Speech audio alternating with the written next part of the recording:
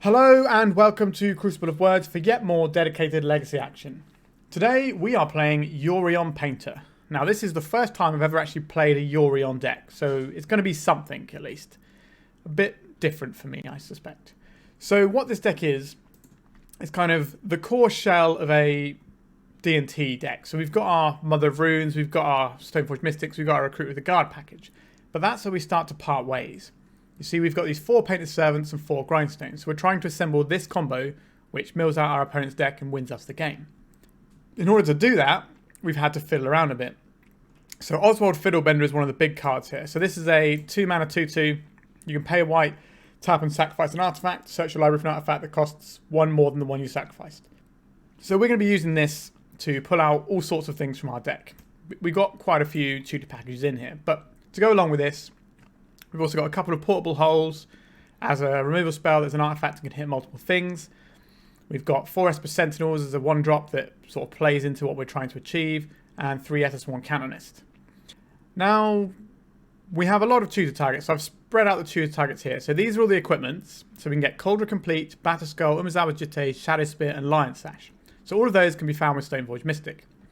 Obviously, quite a few of these can be found with Oswald Fiddlebender because we have 1-drops and 0-drops that are artifacts. So the Umezawa Jitte, the Shadow Spear, and the Lion Sash we can find with Oswald. We can also use our Urza's Saga down here to find the Shadow Spear. So we have a lot of different ways of finding some of these cards. Then we have this other pile of things we can tutor for. So the top is Urza's Saga of all things. So Ether Vial, Soulguard Lantern, Hope of Girapur, Pithing Needle. Now, some people might question why there's only 1 Ether Vial in here. We have to have a certain amount of room to fit everything in our deck. And sometimes Ether Vial is something you just want to have access to, but you don't want to keep drawing lots of. Because we're not aiming to play a million creatures. Obviously we do have quite a lot. We have got a lot of non-creature spells that we're relying on resolving as well. So the idea is just have slightly more action. So that could be wrong, but I guess we'll find out. So the Ether Vial is going to be something that we tutor for with the Urza's Saga on occasion. Soulguard Lantern, pretty straightforward. The Hope of Girapur is an interesting one.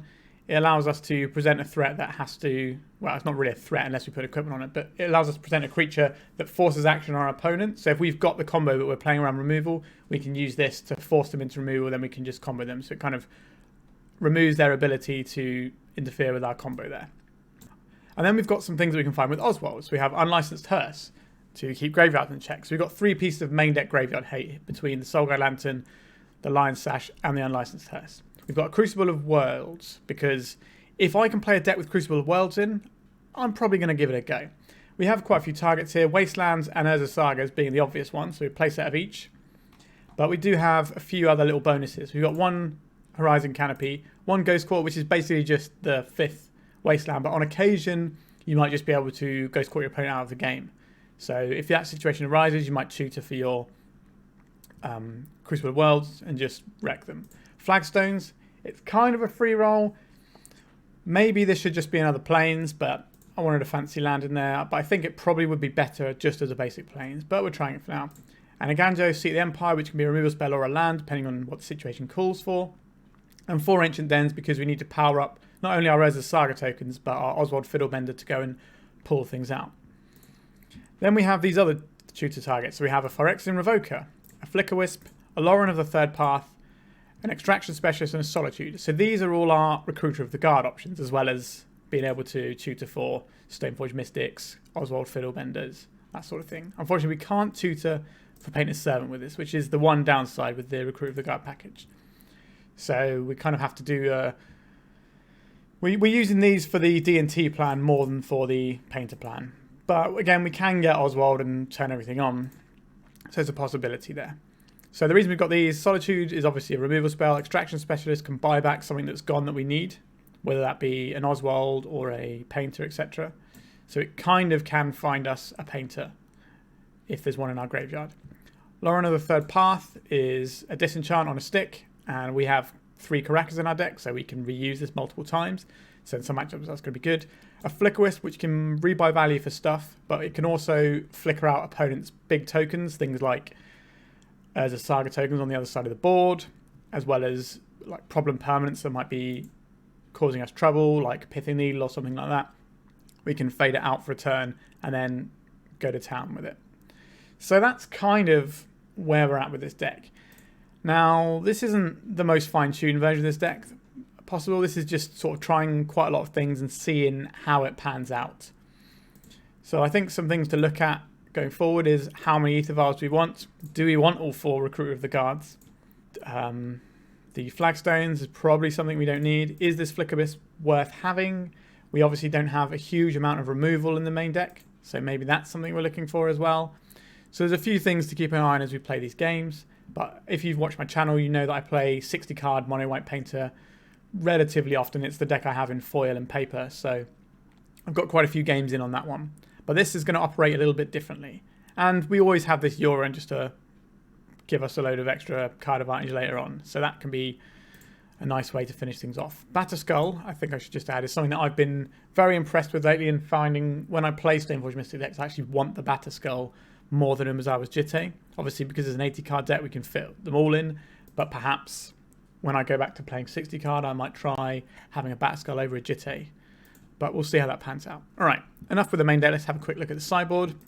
Because we don't have a lot of removal in the main deck, we've got 4 Swords to Plowshares in the sideboard, because we're going to probably need to board these in relatively often.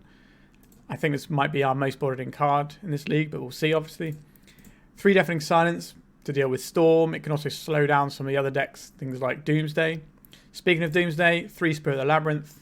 These are just good for blue decks, but Doomsday in particular, this is a really good threat because it's a relatively quick clock because it's 3 power for 2 mana, but it also stops them being able to just cycle through their deck. We got a couple of March for Otherworldly Lights as a little sort of catch-all to blow some things up. Grafdigger's Cage had a little bit more graveyard hate. I was thinking about putting Resting Pieces in here, but I don't think we need...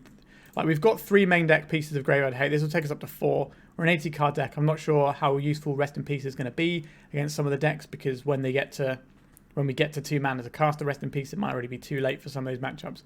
Yes, Resting Peace is very good against Delver, but so is Unlicensed Hearse and Lion Sash. So we're kind of leveraging these ones and also being able to keep our Crucible in to play the Wasteland throughout the game strategy. We also have this 1 Hex Parasite, which I do have a foil copy of, but I've never actually played it in my 60 card painter.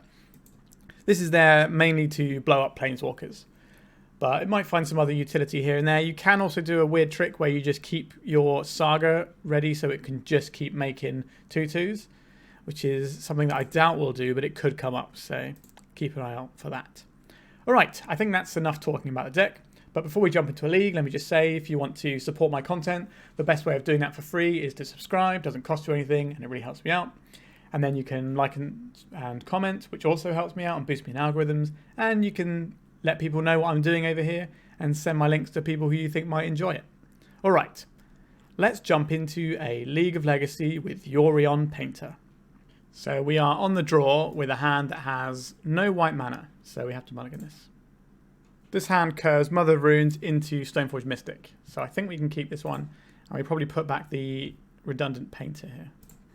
This is a pretty reasonable hand against a fair matchup. Mox Opal. Okay, so this is looking more like 8 cast to me. As this Bauble, certainly looking more 8 casty right now. Emery. Yep, okay, I think we can safely say we know what the match... Oh, Arayo. Okay, so this is the... I spoke too soon. This is the weird one that tries to lock you out of the game. Okay. Interesting. So we have the very unexciting play of Turmoil Mother of Runes compared to them playing out 4 permanents. All right. But if we can get a Stoneforge Mystic down, they should find it very difficult to answer in a mono-blue deck. If they get the Arayo into play, this gives them... This basically counts as the first spell I cast each turn. They need to cast 4 spells, including the Arayo usually, to get to flip. And they only have 3 cards. They can Emery and get a card back, so it's possible that they can get that into play this turn, which is going to be quite a slog to get through. The Reality Chip. I don't think I've seen this one in play before, have I? You look at the top card of your library at any time. As long as the Reality Chip is attached to a creature, you may play lands and cast creatures from the top of your library, and it costs 3 mana to equip. That seems quite slow to me, but I guess they are an Ancient Tomb deck. So what they can do here is they can tap the Bauble, tap the Mox Opal, And then, okay, they're just going to Thoughtcast. I was going to say they could tap the Mox Opal, then they could get this Mox Opal back, and then attach the reality chip with the mana they had floating. Okay, they're just getting a bauble back for card advantage. Yep, there it is. And they're not cracking the baubles yet. Interesting. So we have two choices here. We can either play out the Urza Saga or the Horizon Canopy. If we play out the Horizon Canopy and play the Stoneforge, we kind of want to ride the Stoneforge. Whereas the Urza Saga might not be something we can commit to just yet. I'd rather save this so we can get maximum value out of it in this matchup, since they're kind of trying to lock us, and this is a way we can produce threats that don't cost mana. So we're going to try this one out. They could have a Force of Will. Their deck is a blue deck, but we pretty much just have to play into it for now. Okay, so we get this, and we have choices. I think just the best clock we can have here. Our opponent's aim is just to do sort of 8 casty things, but with an Emery. So I think we just get the Cauldron Complete here, and we can protect our Stoneforge from the limited amount of interaction they will have for creatures. Our opponent's cracking Bauble at our end step. They've seen the Painter's Servant in our hand, so the jig is slightly up. They're also Baubling us, so they're going to know what's on top of our library as well. So we're going to refuel quite well this turn. But I think we're relatively okay versus the flip to Ryo because of the Stoneforge Mystic Cauldron. It's a case of what else they've got going on that can cause us problems. I suspect they could have some sort of Karn package in here, perhaps. The one thing that is a bit of a problem with Mother of Runes here is that it doesn't stop Otawara if they're trying to bounce our creature. Okay, so this is a colourless thing, so we kind of just have to let that go. Which is a shame. That was the thing I was just talking about, how Otawara doesn't really favour us here. They can attach the reality chip to their Emery if they wish, or they can just get some Emery value. Well, they can do both. Challenge to the Void for 2. Okay, understood. So we can reset that with a Flicker Wisp and put it on 0, which will really mess with them. So if we can draw a land, that would be a very good play for us this turn. Well, they're getting back a Bauble to draw some more cards. Situation where having Flicker Wisp in the deck looks pretty good right now. Let's see if we hit the land. We already have the land, to be fair, actually. What am I talking about? Alright, so let's play this one out. We get this counter on this. This. White. White. 1. This is going to cause them some problems because we're going to shut off all their 0 drops. They only have 1 card in hand, so I don't think they have a counter spell. This is going to shut down our opponent's ability to make 0 drops. So I think because they have the Saga, they're probably going to get a Pithing Needle, which means the Painter's Servant plan is unlikely to come together right now. But we can always get a Recruiter of the Guard for the Loran and start smashing away their stuff. Sure. So they're cracking all these baubles at my end step. Now they might be unable to replay them because they're in Chalice here. It's important to note Ryo is just cast spells. It doesn't matter if it's resolved.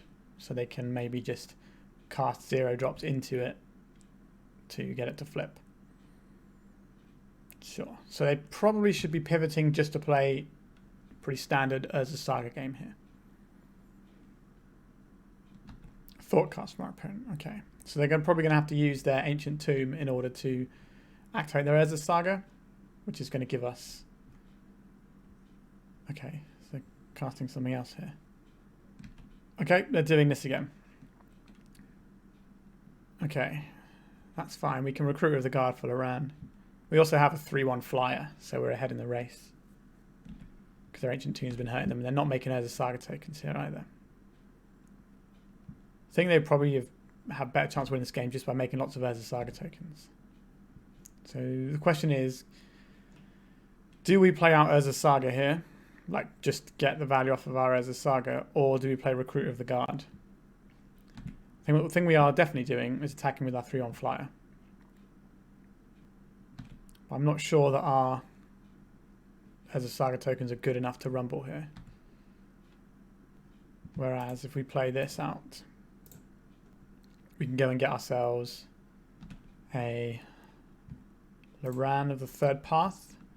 So look how many options we have here. It's pretty exciting. I think we just want the Loran here, because we can use it to blow up the chalice and unlock everything. That seems like the safest thing we can do. Now, do we play out the Urza Saga here? I think, because if we play the Urza Saga out now, we want to pay 3 mana for this. We're not going to have the mana to activate the Urza Saga next turn, so we're going to lose value on the Urza Saga. How important is losing the value on the Urza Saga next turn going to be? If we draw another land, we can play 3 and also cast the Urza Saga. So we can do the Urza Saga, play a 2-drop. I think we do play out the Saga here. That's actually a really tricky decision. If we hit another land, that's going to be a very good decision. If we don't, it's probably going to be a bit mediocre. So our opponent's going to go and tutor for something now. So what they might tutor for here is a Pithing Needle and shut off our Urza Sagas. Which, if they're going to do, they should just make a token with both.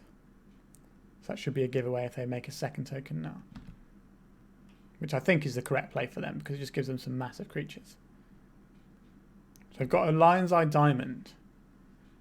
That's an interesting one. That can mean a lot of things here.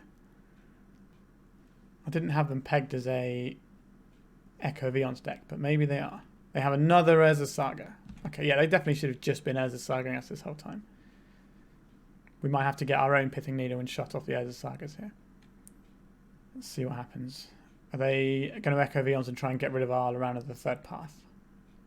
Okay, they're just going to reconfigure. The Tormod's Crypt into their own chalice. Sure. That's just clearing it from the top of their library, so that makes sense to me. Get all these cards that don't do anything. Now, if they ping off enough of them and then can cast an Ario and then cast another spell, it will flip.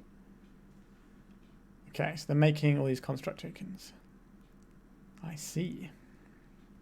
A Caracas would be a very good draw. Okay, so we have some choices here. I think we just want to float mana off this. And then we'll search. We might have to get the Pithing Needle here, just to shut off their Urza Sagas. I don't think I can contend with that many Urza Sagas. Although if we get the Grindstone, and then next turn, and this turn we can play Loran and Painter's Servant, and have them dead to that kill. I don't mind that. But they can go and get themselves a Shadow Spear next turn, and that's probably going to be quite large. But they don't have any removal right now, so I think we just get the Grindstone. So we'll cast this. We'll destroy the Chalice on 2. This does unlock their Ario, but I don't think that matters right now.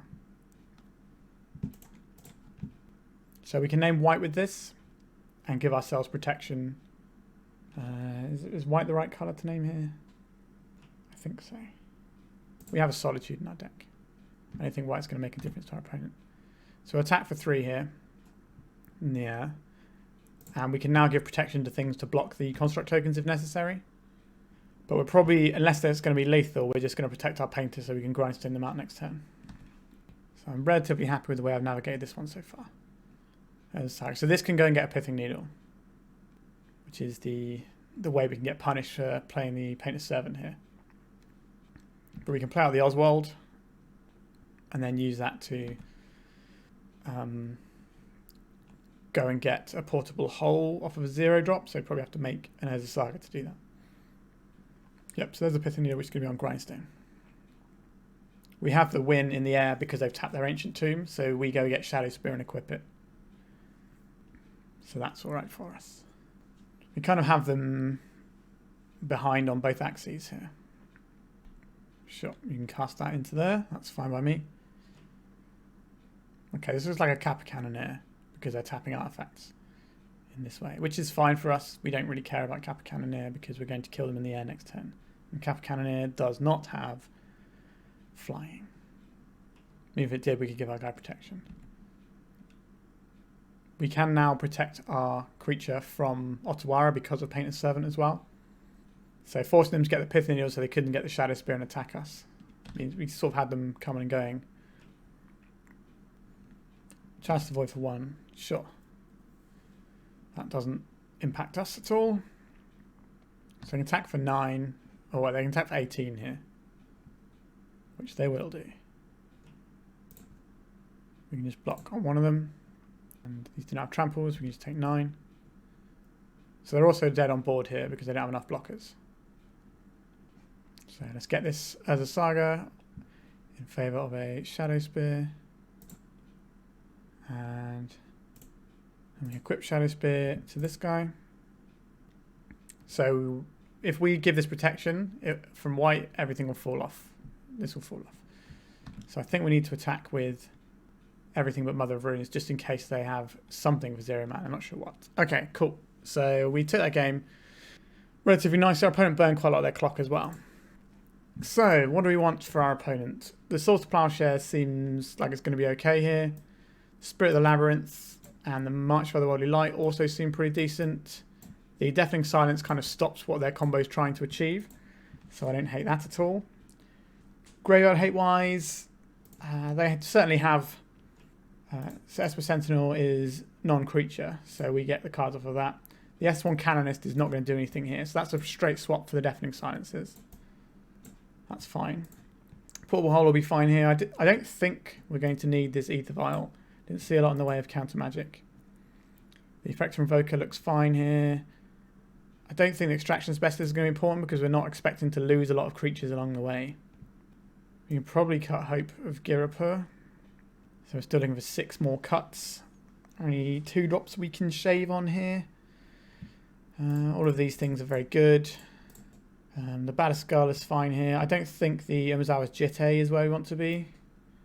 I haven't seen Sai or anything, but they'd probably have it, but I think we could be fine. Just trimming like this. Mother of Runes is okay. We can trim on Mother of Runes if we need to. I don't think we need the Crucible of Worlds in, as much as that pains me. And Esper Sentinel, Mother of Runes, Portable Holes. The Soul Guide Lantern is fine against the Emery, but I think having the things that are threats as well as removing is just going to be better card-wise. So this gets our Spirit of the Labyrinths in, it gets these in, and it gets one of these in. So we got 3 more of these that we can bring in, potentially. So our opponent isn't the Caracas deck, so we can keep these Oswalds in. Portable Hole, still good. It's tricky. Like, a lot of our deck is just really, really good, which is a nice place to be. An embarrassment of riches. If we want these 3 Swords of Plowshares, are they going to be better than Lion Sash and Unlicensed Hearse? Probably. Gives us 3 Swords of Plowshares. I think this is where we want to be. Let's submit like this. Choose 1 companion. There we go. Not played with the companion before on Magic Online. I wish this Ancient Den was a Caracas, and then I could just keep bouncing this. So this opening hand seems fine to me because we get to remove some of that. We basically have 3 removal spells, one of them that also attacks. And we have Esper Sentinel. We can also use Lauren of the Third Path and Spirit of the Labyrinth if that's the thing we get at some point. So we make the draw one-sided by doing it in their turn, which is pretty cool. See the sign off from our opponent. Into Lion's Eye Diamond. Into Urza's Bauble. Into nothing. And we just play out basic planes and play a good old-fashioned Esper Sentinel. See if we can get some more cards in. Like, we could have removed the Lion's Eye Diamond here, but I'm not really sure that's where I want to be right now. I think you need to get something on the board, especially this, which will either tax their mana or give us cards. Mishra's Bauble. How am I getting a card out of this? Cool. So we've got Stoneforge Mystic. So now we have a very potent threat to follow up our Esper Sentinel with. And a Thoughtcast. That's a pretty good one. And there's a Saga. So that's something we can hit with March for the Worldly Light that I'm definitely happy to do. I think it's worth taking a turn off just to hit that. I think Urza Saga is probably the best card in their deck. Well, it's, you know, it's one of the best cards in the format, to be honest. It's right up there. So this stops them playing the Urza Saga game. And we also have a spare March for the Worldly Light if we need it in their end of turn. We have delayed our Stoneforge Mystic a little bit, but I think that's worth doing. We can also go Loran, Recruiter, get Flicker Wisp, Flicker Loran, so we get to kill lots of things with it. Or we could be mean, go and get the Spirit of the Labyrinth and then start drawing additional cards. If our opponent doesn't play anything that requires a March for the Worldly Light, we can play Stoneforge Mystic holding up the March for another turn. They have seen our Stoneforge Mystics. They know it's coming. They're keeping hold of their other bauble for the purposes of Metalcraft. An Ancient Tomb. So this can also hit their blue source if I want to do that. Are they going to pay or am I getting a card? We're getting a card. Excellent. A Kappa Cannoneer. This is a little bit of an issue for us. This is certainly better than the Yorion plan. So we could choose to take out that blue source this turn. I don't think we need to do that though. So what is our plan for beating the Kappa Cannoneer? So we're going to play out our Ancient Den. We can play out our Lorana the Third Path and hit their Seat of Synod, or we can just play out the Stoneforge Mystic, leaving up our source that can't be tampered with very easily. So I think this is the best play. We can get the Batterskull online, which can give us the ability to race a little bit. And we can also, we can go Cauldra and Batterskull and just have two big threats. We are not attacking into their massive yacht. If we get a little bit more mana, we can use Might for the Worldly Light to kill the Kappa Cannoneer. But we'll have to pitch a load of cards because it's 2 per card we pitch. There'll be 2, 4, 6. So I need to get 2 more mana in order to do that still. So I don't think that's the plan we're doing. Patchwork Automaton. Okay, they seem to have a slightly transformational sideboard here. A lot of ward creatures. The other option we had last time was playing out the Mother of Runes. So this guy's definitely coming in. So what are we going to draw this turn? A Wasteland. So we can completely take our opponent off of one of their colour, off their blue mana if we want to. Or we can play out the... How many spells do I think they can cast? I think we have to put in the Batterskull this turn to make sure that we can get additional turns going forward.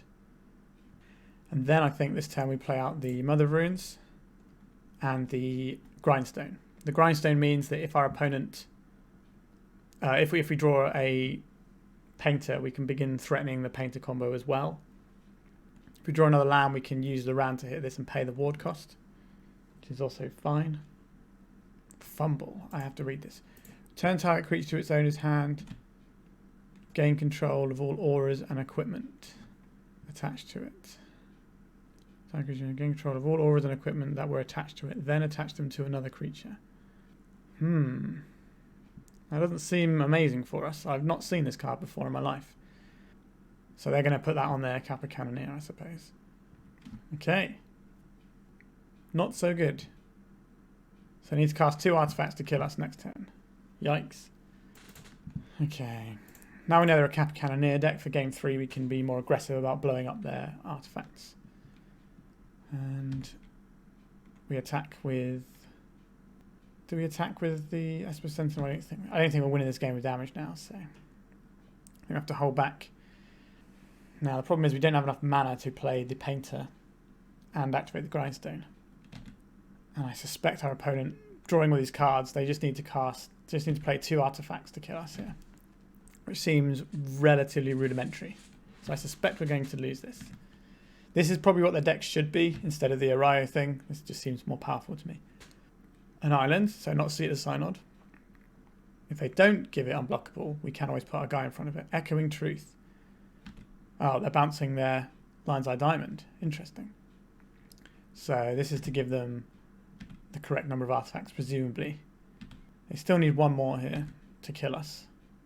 But it's looking pretty likely right now. We have no choice. We have to go to 1 here, and our opponent gains 1 billion life. Kind of amazing that our opponent's got this handful of cards and none of them are artifacts though. So if we draw a land, we can do the March for the Worldly Light, but we did not draw a land. So is there anything we can fetch with the Recruiter? What can the Recruiter get us? We can put in a Cauldra. Does that really get us anywhere? We can Recruiter for Solitude which is something we can definitely cast to kill the Kappa Cannoneer and pay for the ward if we survive next turn. So I think we have to do this play and hope their opponent bricks on an artifact in their deck that's mostly artifacts. Let it go, right? See what we've got here. Is there anything else that I can think of? The Flicker Wisp doesn't really work here. We can Flicker Wisp the Batterskull, but that's not really going to work very well for us. I think we just have to Solitude here. And we just play out another creature because we have to. And then we hope our opponent doesn't have an artifact. Otherwise, we're going to be dead. We're not attacking with any creatures. Let's see what our opponent does. If they had to bounce their Lion's Eye Diamond last turn to make one artifact, there is a chance. Drawing 2 cards is making that chance a lot less likely.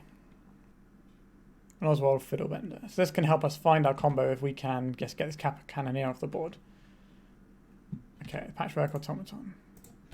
Sure. Alright, so now they can just swing through for 13 unblockable damage here. We'll let them do it since their clock is very low. So they're going to use my time. I may as well get a little bit of extra bonus out of it. They're playing another Kappa Cannoneer. You don't need to do that.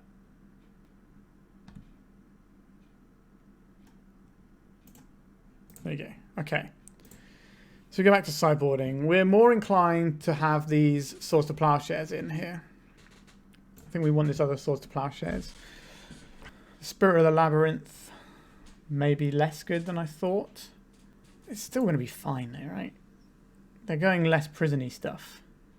Maybe we can trim on a Grindstone because that's a very easy thing for us to tutor for. Maybe the Mother of Runes isn't very good. Because their interaction spells are usually colourless anyway. So I think we'll take one Mother of Runes out.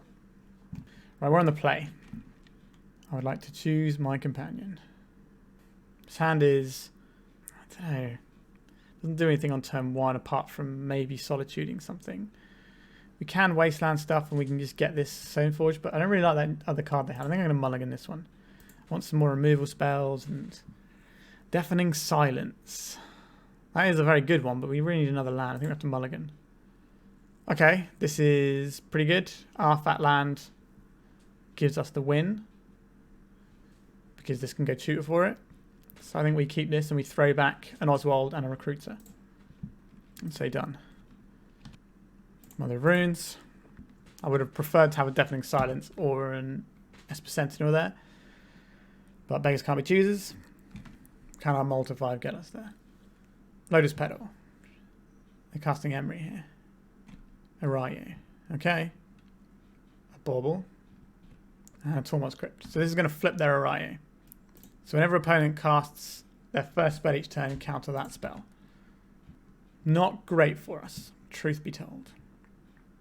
Urza Saga is where we want to be here. Oh, we drew an Urza Saga. You absolutely love to see it. Oh, I'm actually going to attack with my Mother of Runes here. We need to get the bits in. So we're now playing an Urza Saga game, which is pretty serviceable, and then maybe we'll have enough mana at a later date to do our thing. Now our opponent has to also beat us in 4 minutes and 40 seconds. They've got their own Urza Saga, which is a little bit annoying for us, because their constructs are going to be bigger than ours. We can Ghost Quarter them away if we need to, though.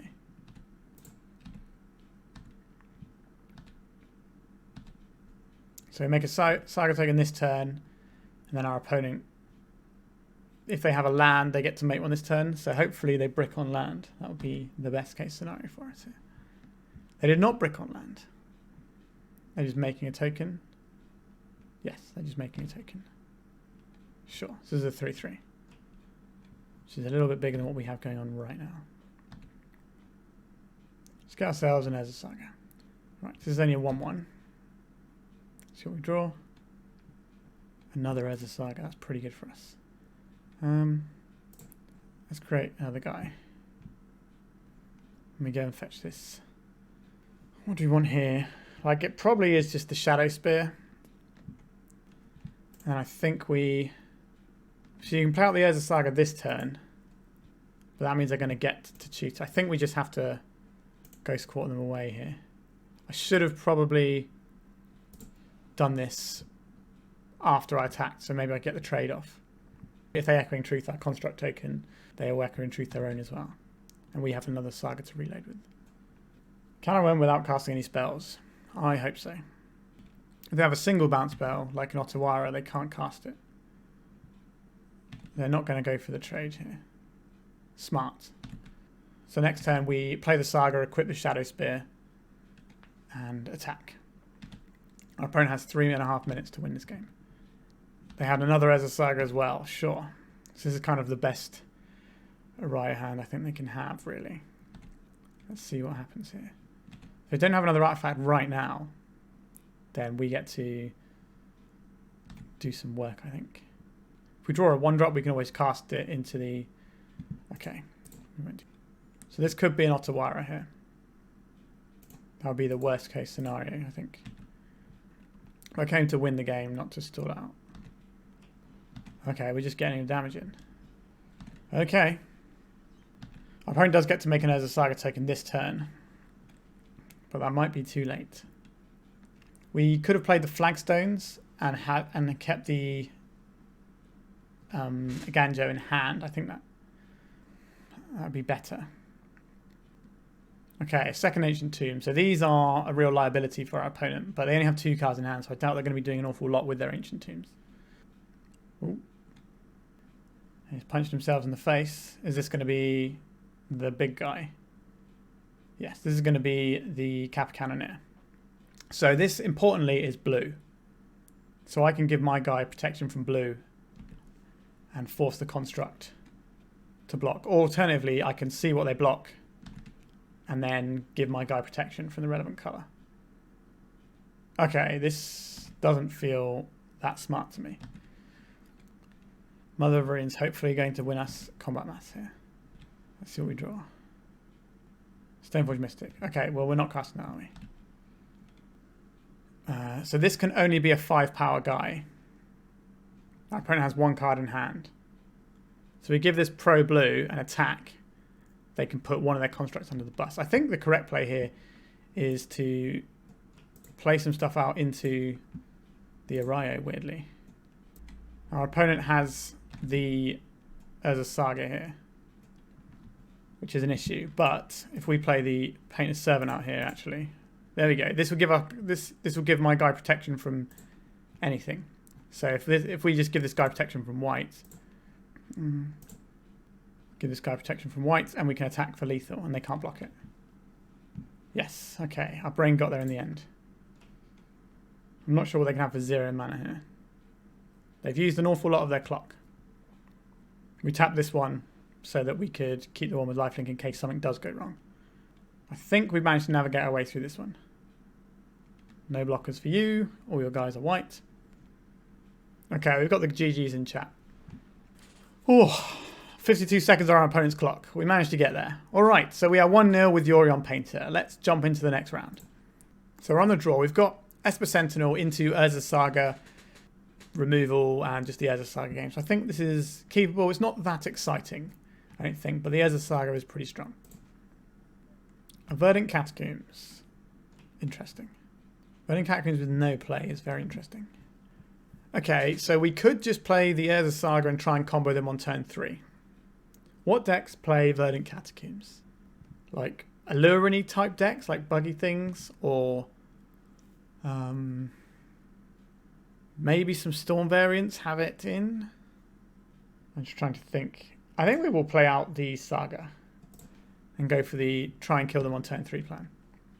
Right, our hand isn't very exciting outside of that, so this will probably have our opponent put us on something like 8 cast, maybe, because that's one of the few decks that tends to lead out with Urza Saga like this. They could have us on Painter. Okay. An Underground Sea. That usually means our opponent's doing something unfair. At least it's not a wasteland. Witherbloom command. Target player mills. Destroy target non-creature, non-permanent. Target creature. Okay, so what modes are they choosing? Okay, so they choose lose 2 life, gain 2 life, and mill. Okay, I'm not really sure what our opponent is, but there's a Force of Will in their graveyard, so that's important to note. Let's see what they have. So we will name white, so we can keep our Solitude live when we draw it, being able to pitch anything. So next turn, if they don't kill this guy, we can, or kill our land, we can go and win the game, in theory. Depends how much our opponent taps out here. Liliana the Veil. So this is just going to kill our guy. Yep. Fair enough. So what do we want to do with this? We're going to tap some mana for it. And then we can go tutoring. I think we just get Pithing Needle on Liliana here. So are we doing anything with this mana we have floating? I don't think we get to do anything with our mana here. This feels pretty bad. Okay, let's play out this Sentinel. We can't take our opponent off of any colours because of the mana we have here. But I think we still play out this Wasteland. And then pass. We can try and crunch down on their mana, but I think we'd rather just have the mana available to us now. But if we get like a Crucible of Wells or something going. Grist. Sure, so this can make a 1/1. Yep. Okay, so some sort of like bug control deck. Like old school Team America as it used to be called. Maybe? I don't know. So we can get rid of their insect token and bash them for like 1. That feels very weak. But what else are we doing with our hand is the next question. Because we hit this a 1 and it just goes up again. I think we just have to pass here. Now, these portable holes might have much better targets coming up. Something like Fiend Artisan or something, I'm not really sure. Or Tarmogoyf. Sure, you can hit us for 1. Yeah, just keep making guys. And endurance, yeah. So it's just kind of like bug good stuff. A plane. So next turn we can play out Batter Skull. The pop on this is not scary in the slightest. So then we just play this planes out. And we just unfortunately say go. Worst case scenario, at least we get to see a lot of our opponent's deck if they're milling with Grist. So that can be useful for future reference. This might be one of those weird ones where we want the Hex Parasite in actually. I'd like to see more of my opponent's deck. And a Ponder. Okay, that's something I suspected was probably in their deck anyway. This is Caracas. I'm not sure this is going to resolve. But looking at the construction of their deck, they're probably not going to be able to counter it unless they have a Force of Will, which will cost them 2 cards. Also, equipping this to an Esper Sentinel is very good for the purposes of taxing them. So if they do kill my Batter Skull token. Brainstorm. Are you going to pay for the Esper Sentinel? You are. Okay. So they are digging for a Force of Will is my impression right now. There is already one in the bin, so the chances of hitting them are a little bit lower. I don't think my opponent is a Daze deck looking at these, 3 drops they're trying to cast. That doesn't seem to go along with playing a game of Dazes and things. Fatal Pushes, which you can see in their graveyard, is a card that can kill the Batterskull gem very easily though. Okay, so we have a Batterskull. They can, what does this blow up? Creature or Planeswalker. Yes, they can blow up our Germ token if they want to. They're going to snuff out our Esper Sentinel. Okay, this means our opponent is going to use the Grist to kill our Phyrexian Germ token here. Which is a little bit sad.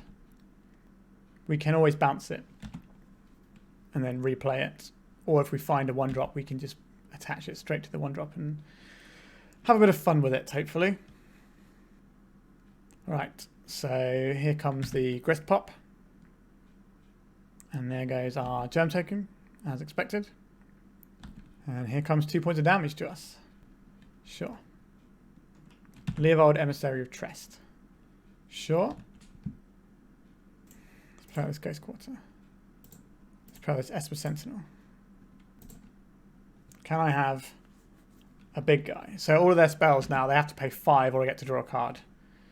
Now, they can just Grist and kill it. But again, that's going to be ticking down their Grist. So that's something at least.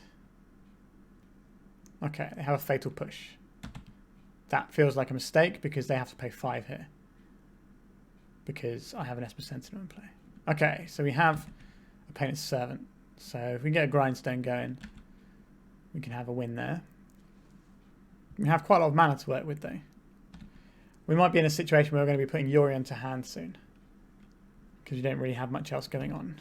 An Uro is a little bit scary. We do have a Caracas, so it can never hit us, but it can draw a lot of cards for them, which isn't really where we want to be. Right, let's see what we draw. So if our opponent has nothing, we win the game. I quite like winning the game. Let's try this. You got Force of Will over there? They do have a Force of Will. Okay. So this turn, we put this into our hand. So pay 1. I don't think we can afford to take the life here. We can bounce the emissary and make them draw a card. That saves us 3 damage. I think we do that. Okay. And then if we play the Yorion out, it blinks the Batter Skull. We could also blink the Pithing Needle and name the Grist instead, since that's the scary thing going on right now. I think we have to pop this. There's only so many legends they can put into play. Both their threats are legends, so if they play an Uro, they can't play a Trest Emissary dude as well. Yep, so they're going for the Uro instead. Sure, there is an Uro. Have many cards. Could almost manually grind them at this point. They're wastelanding our Caracas. That is bad for us. That is a problem. And they're getting a guy. So how many creatures have they got in their graveyard now? 1, 2. They've got 2 creatures. So they're on an effective 2. So I think we have to Yorion our Pithing Needle and name Grist here.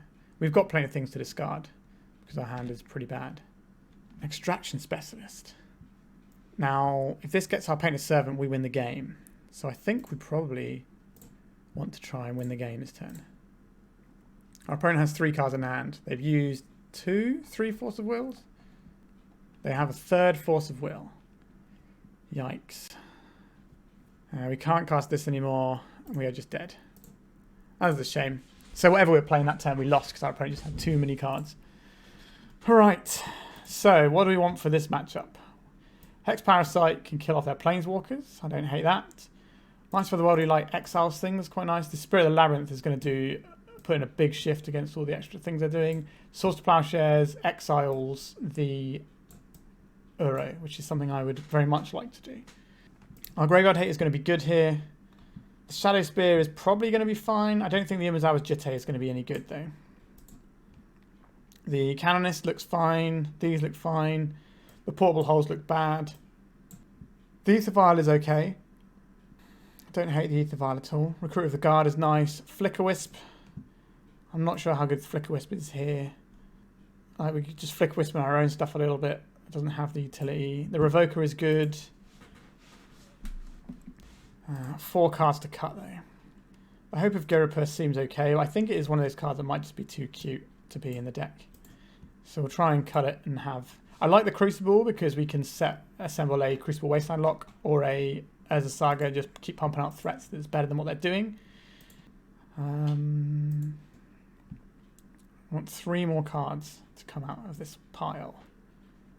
The Lorana the Third Path did not seem like it had any targets to hit. So we've got this Recruiter of the Guard. I don't think we're tutoring the Aether Vial that much. Our opponent only has the Force of Wills for counter magic from what I can gather looking at their deck list. It's pretty removal heavy. They probably have Pernicious Deed, which is a bit of a pain in the ass. And we need to cut one more thing. So it's either... I think it's either Fiddlebender or Recruiter of the Guard. Might just be the Recruiter here, because our opponent could be playing Opposition Agent. We don't necessarily want that. Okay, let's try this. I suspect this matchup isn't great, because their deck is just loaded full of removal spells, and we're just trying to win. Okay, so this is a pretty good way of getting around removal spells. Okay, so there is our Mother of Runes. A Fatal Push, sure. Okay, because you've drawn the second Painter, we're just going to play this Painter out immediately. Do you have a removal spell for this? Or a Force of Will? Sure, we're going to name White so I can use the Solitude in my deck. Normally when I play White Painter, it doesn't really matter what colour I name that much. But having the Solitude means it does slightly. Obviously, what your opponent has affects what you name with the painter, usually. A ponder. Sure. A verdant catacombs. A swords to plowshares. So we'll play out this Oswald, I think. And then we'll play out the Grindstone. This represents Grindstone into play. So if they have a counterspell, this is a pretty juicy target. And then I can play up the Grindstone, so I don't need to draw an additional land to kill the next turn. That's why this is the better one to float as the bait spell. We can also get in before Pernicious Deed wrecks us as well here. They might not have Pernicious Deed, to be fair. Sure, they pitched a Narset. So now we play out the real prize. And we get our 1 point damage in. I don't suspect there's going to be anything that makes a difference with my guy being tapped or not here. Now they can have Endurance, which buys them an additional turn. But we are representing lethal next turn. And we have a backup painter if their removal spell is a creature removal spell. Okay. There's a relatively quick brainstorm from our opponent. Into a ponder. Okay, so they are very much looking for Force of Vigor, I imagine. Have to suspect that Force of Vigor is in their deck. Which does make things awkward in terms of when I crack the Grindstone. So by doing their upkeep, their mana is open, so they can use a classic removal spell rather than the Force of Vigor. They chose not to shuffle their library. Okay, so that doesn't bode well for us. There's one good card on there, so that's probably a fatal push. Okay, another ponder. They chose to shuffle their library. Okay. Do I play around the Force of Vigor? Or do I... This is tricky. If they have a Force of Vigor, that's going to set us back a lot. But if they have a removal spell in hand, which is more likely, I think we're just going to go for it now. Yeah, okay, I didn't have the Force of Vigor. The shuffle off of the last ponder made me think that was probably the right call. All right. Do I want to change anything? I don't think so. I think this is good. The Grafdigger's Cage can come in to stop the Uro. But is it better than the other graveyard hate options we have? Is the question. Canonist is nice here. I think just 3 pieces of graveyard hate. I don't think we need to go overboard with the Grafdigger's Cage. We haven't seen any Greenstone Zenith from our opponents, so I think we just submit like this. It does have Crucible of Worlds in, but it doesn't have any white mana, so we have to mulligan.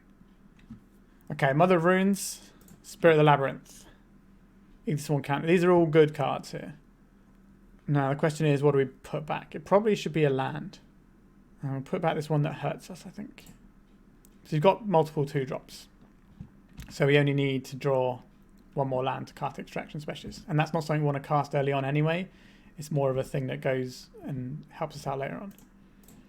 Okay, Mother of Runes first to bait out removal spells, and also if it sticks, then Painter's Servant can't ever be removed without a sweeper, which is an end of turn fatal push. Sure. So we get to untap into Spirit of the Labyrinth. I think is the best here. It shuts down their cantrips, and also beats for 3, which is a very real number. The Canonist stops them casting cantrip into cantrip, whereas the Spirit of the Labyrinth just stops them casting cantrips full stop, I think. So I think Spirit is better here. Sure. So they brainstormed and they're cracking their fetch. Getting a bit more. Okay, and then a ponder. So there's certainly a chance that they've burned a lot of their cantrips, so this Spirit of the Labyrinth won't do as much. But we shall see. Swords to Plowshares. Okay, that's not the worst. Let's try this Spirit of the Labyrinth. We'll yield through this turn to try and get a bit of clock back, because we're slightly behind on clock. I'd quite like this game to come to an actual resolution anyway. It could be a long grindy one. A Witherbloom command. Okay, so milling 3 lands and drawing a card. So I'll be getting the Wasteland here. They return Wasteland to their hand. Plains is very good for us here. I think we cast Extraction Specialist now and get this Spirit Labyrinth going. A white rogue is quite unusual as well. So we got Leovold out their hand for that one. Okay, sure. So our opponent spent a lot of resources and doesn't have an Uro yet to show for it. But it's only a matter of time. So this Wasteland could hit our Arganje here. So there's the Uro. So we have a Swords for when that pops its head up again, but it's going to draw them another card on the way before we get to do that. Okay, so there's the Wasteland. Let's see what we draw.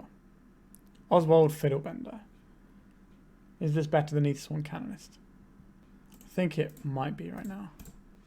This can give us Canonist into Crucible of Worlds if we can find like a Wasteland or something, or it can give us a Painter's Servant. So it gives us some decent options. We do need to remove this Uro if they have a land this turn. Yep, so they're just going to play the Uro. So we need to get through a Force of Will. They've already burned one Force of Will. A Wasteland. I think first things first, we need to Force of Will, need to Swords of Plowshares and see what happens. This is an interesting spot for our opponent. Okay, they do have the Force of Will. I see. So, what 2-drops do we have that we can find that help us out here? Let's take a quick look at our deck again. It's a bit too late for all of our graveyard hate here. None of these really help us out, do they? Okay. I think play out the Canonist because it's the most mana efficient play, which isn't a great place to be, but I think we are behind. Like I said in the previous game, our opponent is a deck full of removal spells, basically. Their deck is just removal spells, counter spells, and Uro and Emissary Trest. Even like their Planeswalkers are removal spells.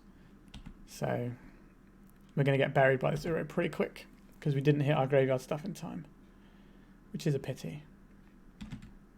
A Collector Roof.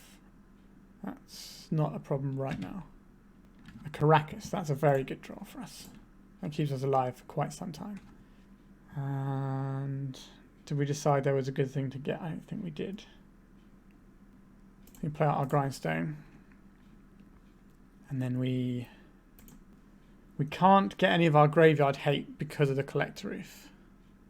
Let's just check our deck list again. We don't have a 0-drop, so we can't get a portable hole either. So we're in a little bit of a bind here. And Hex Parasite is not going to do anything. Yeah.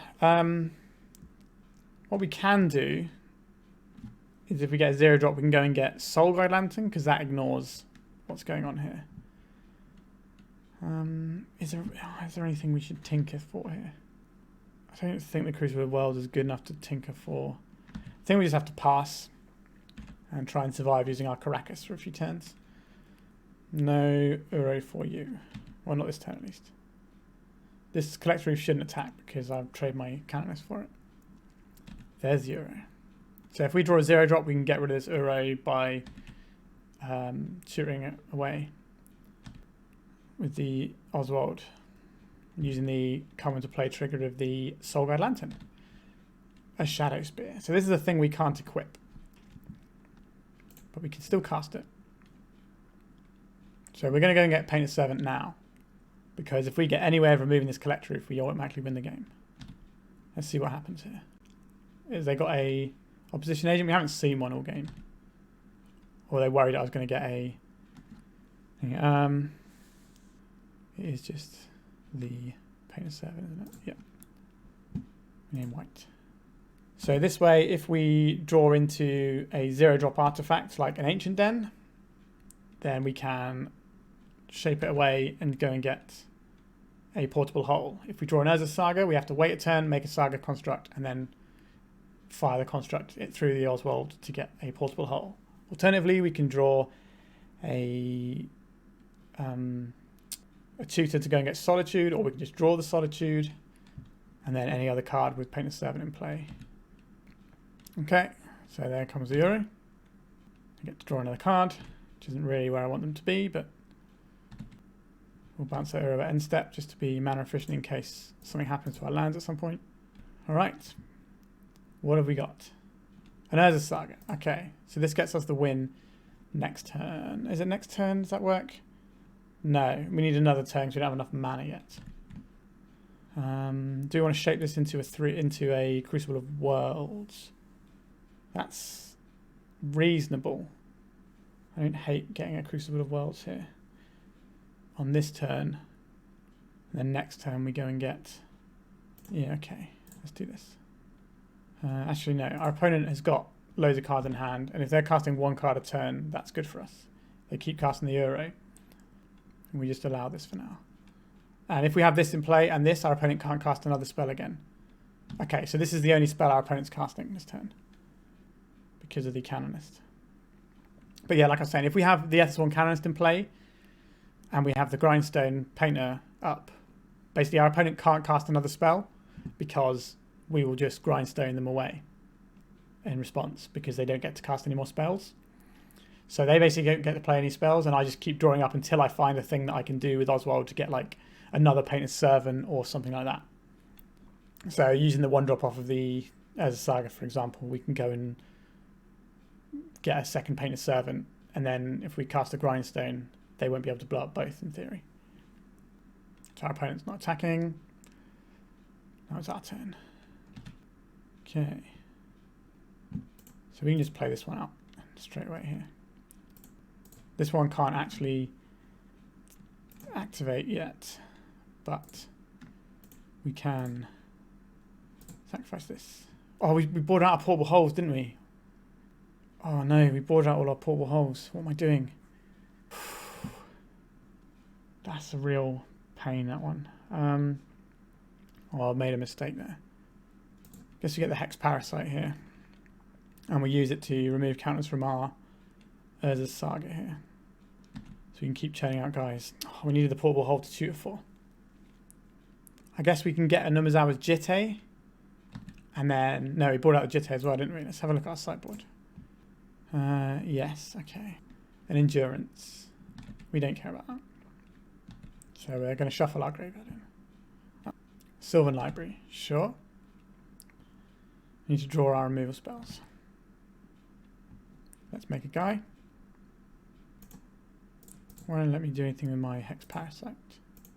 Oh, because I can't use activate abilities because of the Collect Roof, of course. Alright. A Recruiter of the Guard is a good one. Do we want to make another guy with Urza Saga here? I think we do. So we can... None of these seem great. We have a Pithing Needle. So we can shut off Wasteland, because I know our opponent has a Wasteland. I think that's worth doing.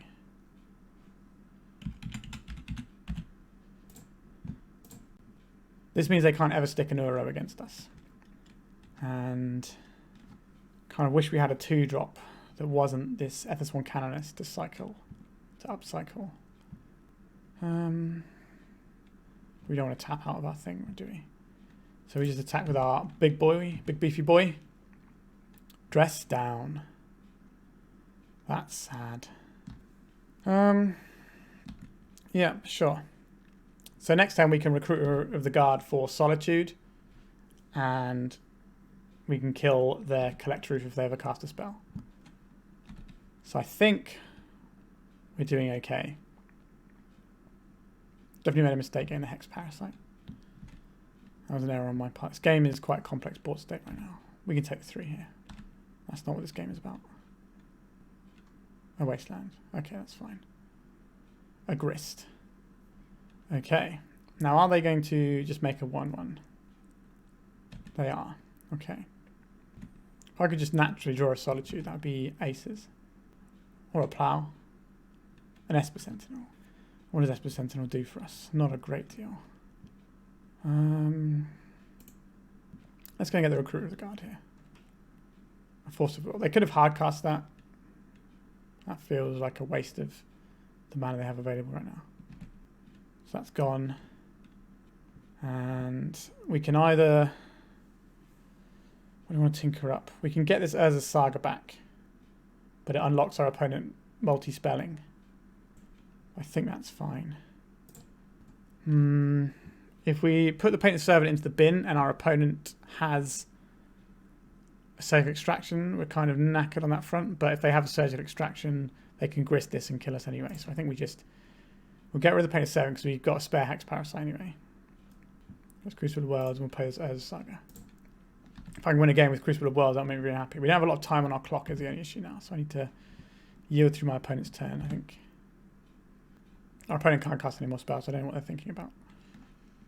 If we had a portable hole in our deck, we could have won the game by now. So there's a lesson there that you shouldn't board out all of your portable holes. Sometimes you need to tutor for them. Why are they trying to cast a spell? They've already cast a spell this turn. I'm happy for them to burn down their clock because I'm much lower on clock than they are. Oh, they've got to besage you. Okay, yeah. I'll go and get a land. Thin my deck slightly and have a bit more mana to work with. I'll take that. So here we have any players on our opponent's turn, so we'll yield and let them go. So they can draw a lot of the Sylvan Library because they've gained so much life. Okay, so they're killing our Canonist this turn so they can multi-spell. Sure. A Narset. They got the silly combo to remove our hand. Not that it makes a huge difference, we don't have many cards in hand. Seeds of Innocence. Yikes. That's going to be a little bit bad for us, isn't it? If you're not familiar with Seeds of Innocence, destroy all artifacts, they can't be regenerated. So, not the best for us. They did tap their mana poorly, though. So, again, we're on the can we draw a removal spell this turn. We have a fair chunk of them in our deck, right? We brought in the plows. Brought in the plows. We didn't brought in the marches, though. Okay, so we just take this 5. That's not what this game is about. Okay, so they've got a green source now for Seeds of Innocence, which is a sorcery, so they have to cast it now if they want to. They should cast it now. They did not cast it. That's very greedy. I hope I can punish them for it. Doesn't look like I'm going to punish them for it, does it? Okay, so we spin up Umezawa's Jitte, we equip Umezawa's Jitte, we attack, we kill the Collector Roof, we play out the Painter Servant, we don't have enough to finish them off. That's a real issue for us, isn't it? And is there anything we can do to stop these guys killing us? We're going to be gaining some life. We could always try and... we just need to be able to... I wish I just had that portal hole. This whole game would have been so much easier with it.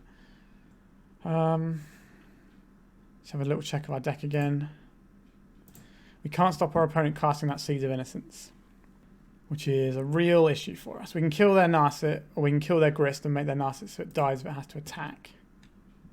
I think that's fine. Our opponent could have an Endurance in hand, which is going to be mega bad for us. So this at Grist, this at Narset. We can always bounce our Oswald and replay it. Okay. So we can make an Urza's Saga token. How much life are we going to gain here? 1, 2, 3. So we're going to go up to 9 and we're going to get hit for 3, 4, 5, 6, 7, 8 if they play another Endurance. They can't play 2 Endurances. I don't know if they have any other way of dealing direct damage. The Caracas is useful here. Do we need to, I don't think we need to bounce and replay our Oswald this turn, just in case we need to block. I think we just kind of inclined to... We need to keep this in case we draw a thing and they don't play the Seeds of Innocence again. If they get greedy. Okay, so they didn't play another Endurance, so we are fine for another turn. They can get another card off their Narset. Seeds of Innocence. So the mana value of an Urza's Saga token will be nothing. So this is the wrong sequencing, I think. We can make a 1-1 here. So we can spin up the combo pieces if we need to because we have a 0 drop here. They should have used their Narset first. They had more information about what they were doing. A Force of Will, okay. It's going to be a tricky one. We have to take this, I think. Grist. Sure. I'm just making a guy. Alright. Snuff out. We'll bounce it. So that was basically just a bounce spell because they wanted to stop us from being able to spin things up next turn. So what do we cast here? We cast the Oswald. We cast the Esper Sentinel. We cast the Painter's Servant. We name White. If we attack the Grist, they have to make another guy. So they can block here. But if they have sacrifice, they have to sacrifice their Endurance, which is one of the ways they're trying to kill us. They might have another creature that they can play and sacrifice instead. Okay, we still have this Yorion chilling as well. which maybe we should have got earlier than we have. There were probably turns where we could have got it. Thinking about it. I'm not used to playing with... Okay, so we have this Force of Vigor coming for our boys. That's not great. They're paying so we get the card. Sure, so we're not dead this turn. But it's not looking great for us. This has to block here. And then we bounce it. Now, this is not a trick we can do again. Because of our life total. Sure, let's create another 1-1. So we could draw a Battle Skull. We know our opponent has a Force of Will in hand. So whatever we cast here is probably getting counterspelled. No, I think they've got us. That's annoying. Yeah, maybe there's a turn earlier where I had 3 mana up where I could have Yorion'd. Thinking about it. I don't know, I'll probably have to watch it back later.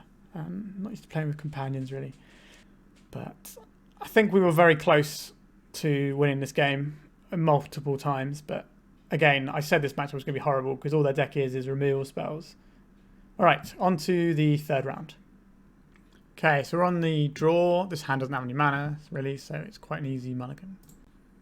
This hand has 2 mana, but it's pretty cold to waste that. It does contain all of our combo, though. I think we can keep this on the draw. We probably sling back the Recruiter of the Guard. Use Extraction Specialist to rebuy our Painter's Servant if it dies. This could look foolish if our opponent is playing white-based removal. Once Upon a Time suggests to me that my opponent is probably not going to be heavy on the old removal. They're going to be the like Newton Elves deck or Prismatic Vista.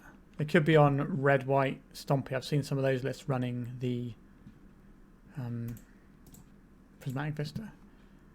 Okay, we're just going to try and go 1, 2, 3 up the curve and kill them.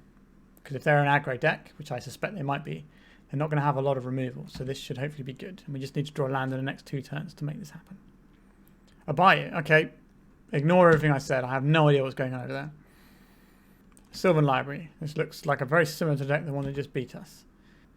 Which is a bit sad. But sometimes is the case. I think we need to portable hole the Sylvan Library now. Sylvan Library, very powerful magic card.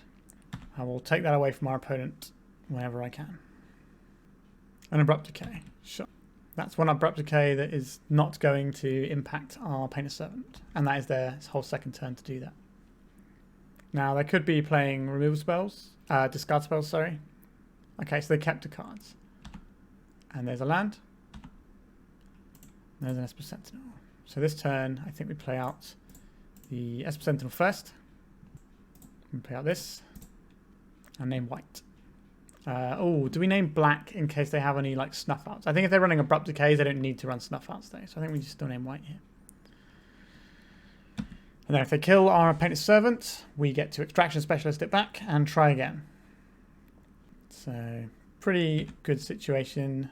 But our opponent is untapping with a Sylvan Library, which is never a situation you want to be in. Ah, the coward. They put 2 back. They didn't draw them all. Very cowardly. They're cracking their Verdant Catacombs. If they don't get another colour now, I can be pretty safe in the knowledge that they are a black-green deck. Yep, okay. What have you got for us? Turak. Okay, so... Okay. They've tapped out in the face of me having lethal on board. Alright. Let's just do it. Are they going to let me see their deck? They are going to let me see their deck. Alright. Let's see what's going on here. Abrupt Decays. Chain of Smog. Okay, it's a Witherbloom Apprentice deck. I see. That's very important knowledge. They definitely should have scooped instead of letting me see that. Sedgemoor Witch, Abrupt Decay, Witherbloom. I quite like this Chain of Smog deck. Okay, they had an Endurance in hand. Okay. So maybe they didn't need to concede, but they need to deal with my guy next turn. Otherwise the same thing happens again. We are not attacking. So this Dread Cantor has protection from everything. Not that I was going to kill it because all my removal was white anyway. But it means I can't block it with the tokens from Ezra Saga. So they have to have a removal spell this turn. They can have their combo, to be fair. An Abrupt Decay. Sure. Let me take a hit from this guy. Ouch. Now it's our turn. Mother of Runes. Is it better to cast Mother of Runes, or is it better to get this Yorion into our hand? Considering we don't have any mana really, I think we should just get the Mother of Runes into play. And I think we'll also play a second Grindstone. If we had 4 mana, I'd probably... Well, if we had 4 mana, I could get Mother of Runes and do it as well. Alright, so we're getting the bits in. Our opponent is on 10 because they've hurt themselves with Sylvan Library quite a bit. So I'm now in the knowledge that our opponent can just Witherbloom combo us out at some point, which would be less than ideal for us. Cavern of Souls. I guess we're going to find out what creature type... Okay, so Witherbloom Apprentice is a human. That's good to know. Not that it's going to make any difference to what we're doing with our deck, but there we go. Sedgemoor Witch. Okay, that's a human. Do they have the combo in hand to make infinite guys? Okay, we get to draw a card though. This doesn't kill us on the spot because our opponent has to make the guys and attack with the guys. And if they make like just enough to save on time, then I can get the like a... I can't put a Bat Skull in, can I? I think I'm probably dead here. But I'll cut to when they finish making their guys. Okay, so the last copy they had targeted us, and they've made 25 guys. 99% sure we're dead. Yeah, we're dead. Okay. Alright, so our opponent's trying to win with creatures, so Swords to Plowshares can kill these creatures. Martial Body Light is going to be good against things like creatures as well as their Sylvan Library. Spirit of the Labyrinth is good against Sylvan Library. I'm more worried about this Turak, to be honest. So what in our deck is bad? So we didn't really see anything of our opponents that required them to use the graveyard. We saw the whole deck as well. So I think we can get rid of our 3 graveyard hate pieces. The Umazawa's Jitte here is fine, but not spectacular. Flickerwisp doesn't really mess with any of their things. It's just something that we can find for ourselves, which I think is alright. We're not going to need Aetherfile against our opponent, and we're not going to need Hope of Girapur against our opponent. Pithing Needle, I didn't see anything that would warrant a Pithing Needle in the main. I think by process of elimination we got here. Is there anything else that I think might be bad here? Pool holes look good. Pithing Needle might be good if they're bringing in Pernicious Deed. Just something to think about. We have Phyrex Invoker for that though. Distraction Specialist is good. The Loran hits the Sylvan Library. Yep, I think we can just play it like this. I don't think I'm missing anything. Deafening Silence doesn't work against Chain of Smog because it's copying. It's not casting it over and over again. And because the first thing they spell it cast as a creature, they can cast both their winning spells in the same turn. So yeah, it doesn't do anything. Alright, let's submit. Okay, this hand is alright. We have Fiddlebender, we've got Canonist. So we just start out, just play out the Grindstone. Nail our colours to the mast. We can use the Fiddlebender off of the Saga to go and get the Painted Servant. Or we can find any of our many 1-drops. So this turn I think we play out the Saga. We can also just tutor away the Grindstone and get another Grindstone off of the Saga. But our opponent could be running Opposition Agent. So that's something to look out for as a potential threat. Okay, a Kraken of Verdant Catacombs. It's going to be a Cavern of Souls on humans, like it was last time, I suspect. A Sudden Edict. I have no response to this. Okay, so now we're playing an Urza Saga game. For a couple of turns at least. And try and make some big fat Urza Saga tokens. And punish our opponent's life total that way. I suspect our opponent has Collector Reefs in their deck. After sideboarding. Thoughtseize. Okay, my hand isn't very good, so go ahead. Sure, the Portable Hole. So that means they might be following up with a library. A Dark Confidant, sure. Just create this now and be lazy. And pass. Let's make another guy. I'm going tutor for just a Shadow Spirit, I think, here. And we can Ghost Quarter away something, but I don't think that's very helpful. I think we just play out the Caracas here. We go to attacks. So we have the Recruiter of the Guard, which can go and get us a Solitude. If we're worried about the combo, which they could hit next turn. But we're representing Swords to Plowshares. Okay, let's see what our opponent gets here. And Once Upon a Time. Okay. Hopefully they cast that, because that means they can't combo us this turn. And Abrupt Decay on our token. Sure. That's trading for like a third of a card. That's not a problem. They're going to bash us for 2, because they're not blocking with this guy. Sure. Affection Revoker. I think we have to go and Recruiter of the Guard this turn for a Solitude. The Canonist actually stops them being able to do their combo because they're non-artifact spells. So actually, I think we play out the Canonist here because they don't have Abrupt Decay mana open either. And then we can play out... I think we just equip this to our lad. And they could Fatal Push this guy. Should be annoying.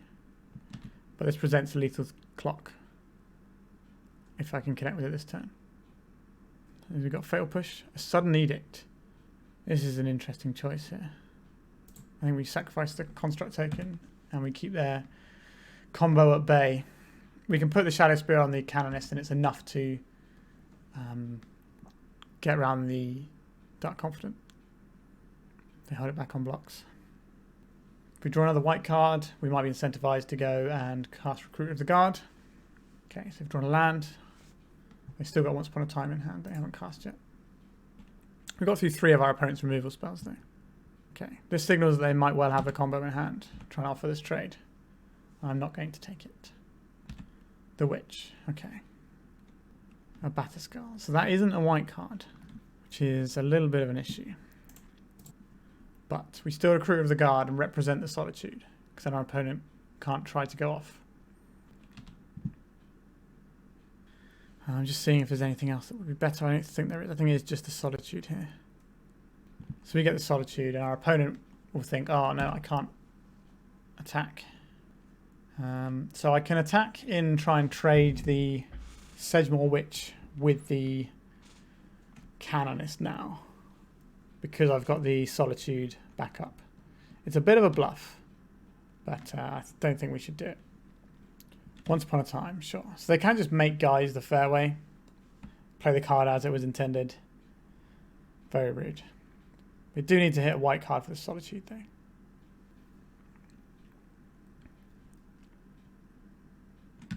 We can get the Yorion as an emergency Solitude card as well. I'd like to get more value out of it if possible.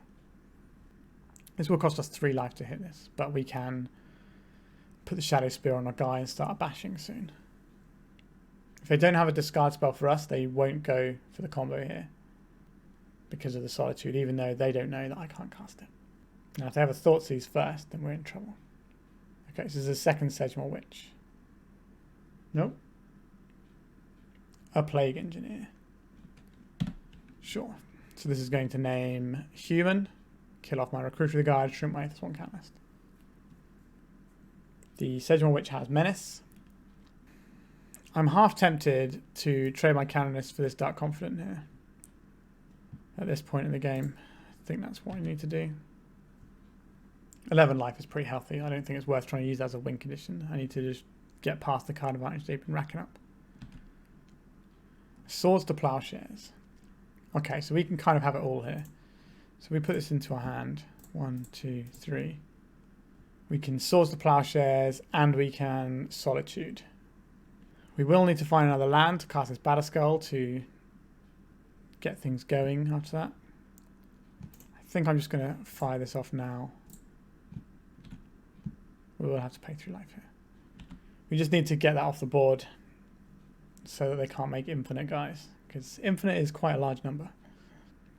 So we have a Solitude and an Emergency, and hopefully next turn we can draw a land for Batterskull. And I don't mind if I have to trade a Batterskull for a Plague Engineer, because the Batterskull rebuys itself eventually. And the 4 life should be plenty if our opponent's only got this sort of measly clock. If we draw a Painted Servant, it turns on all of these things as white cards. We know our opponent has Endurances. We have to expect Endurances probably in our opponent's deck. So that guy can't be countered. I see. They won't go for it because they know we have the Solitude. An Oswald Fiddlebender. Is it better to have a Yorion in play or an Oswald? Probably an Oswald, because that gives us the win next turn. So we play out Oswald here. And then we play out the Revoker. And see if they crack their fetch lands. This can't name fetch lands, but they might not know that. They could always read the card I put on the stack. But I wish I took a screenshot of their deck, to be honest. What am I worried about here? Pernicious Deed is very good, but it'll hit their own stuff as well. I think Grist is definitely an option that we'll have to worry about. Let's trying to think if there's anything else I'm thinking of. I think we'll name Grist. Like, that probably doesn't do anything here, but that's not the game we're playing. We're playing the Solitude, and then hopefully we can get our opponent out. Now, they almost certainly have an Endurance. Now, we did board out our Graveyard Hate because the Endurance is just shuffle things in. Okay, a Force of Vigor on 2 of our opponents. That's pretty bad. Okay.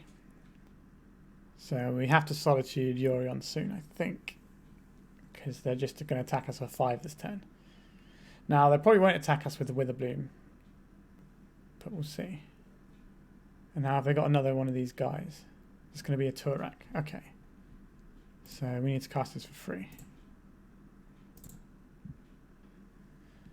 So this is a little bit of an issue for us because our thing that's really good against the Turak, which is the Batterskull, is about to disappear from our hand because of the Turak.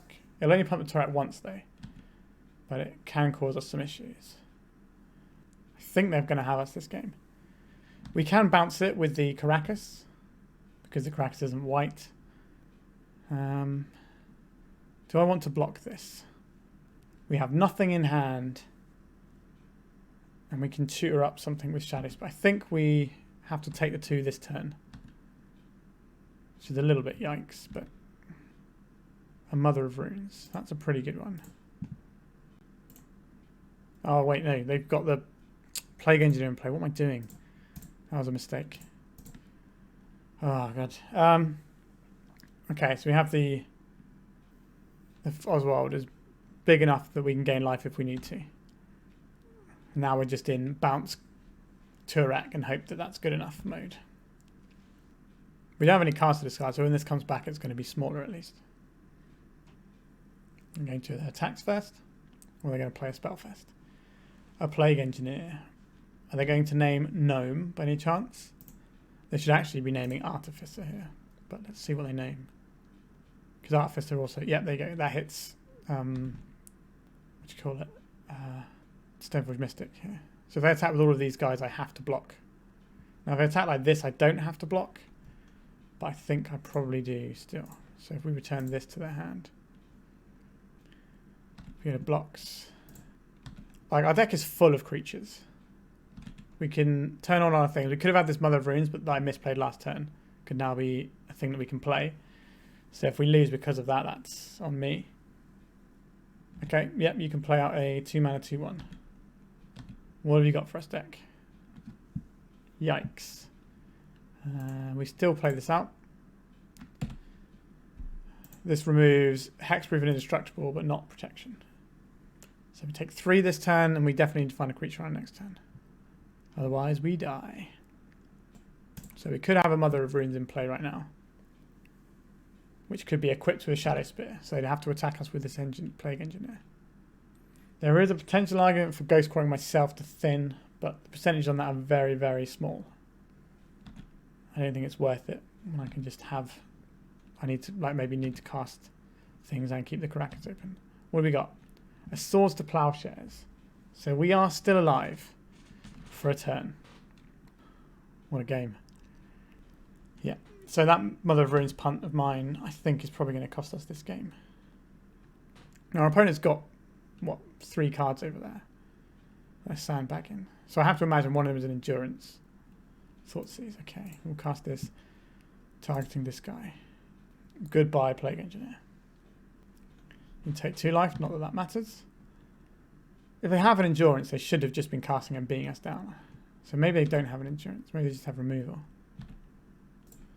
So this puts us to 1. And we very much need to draw a creature.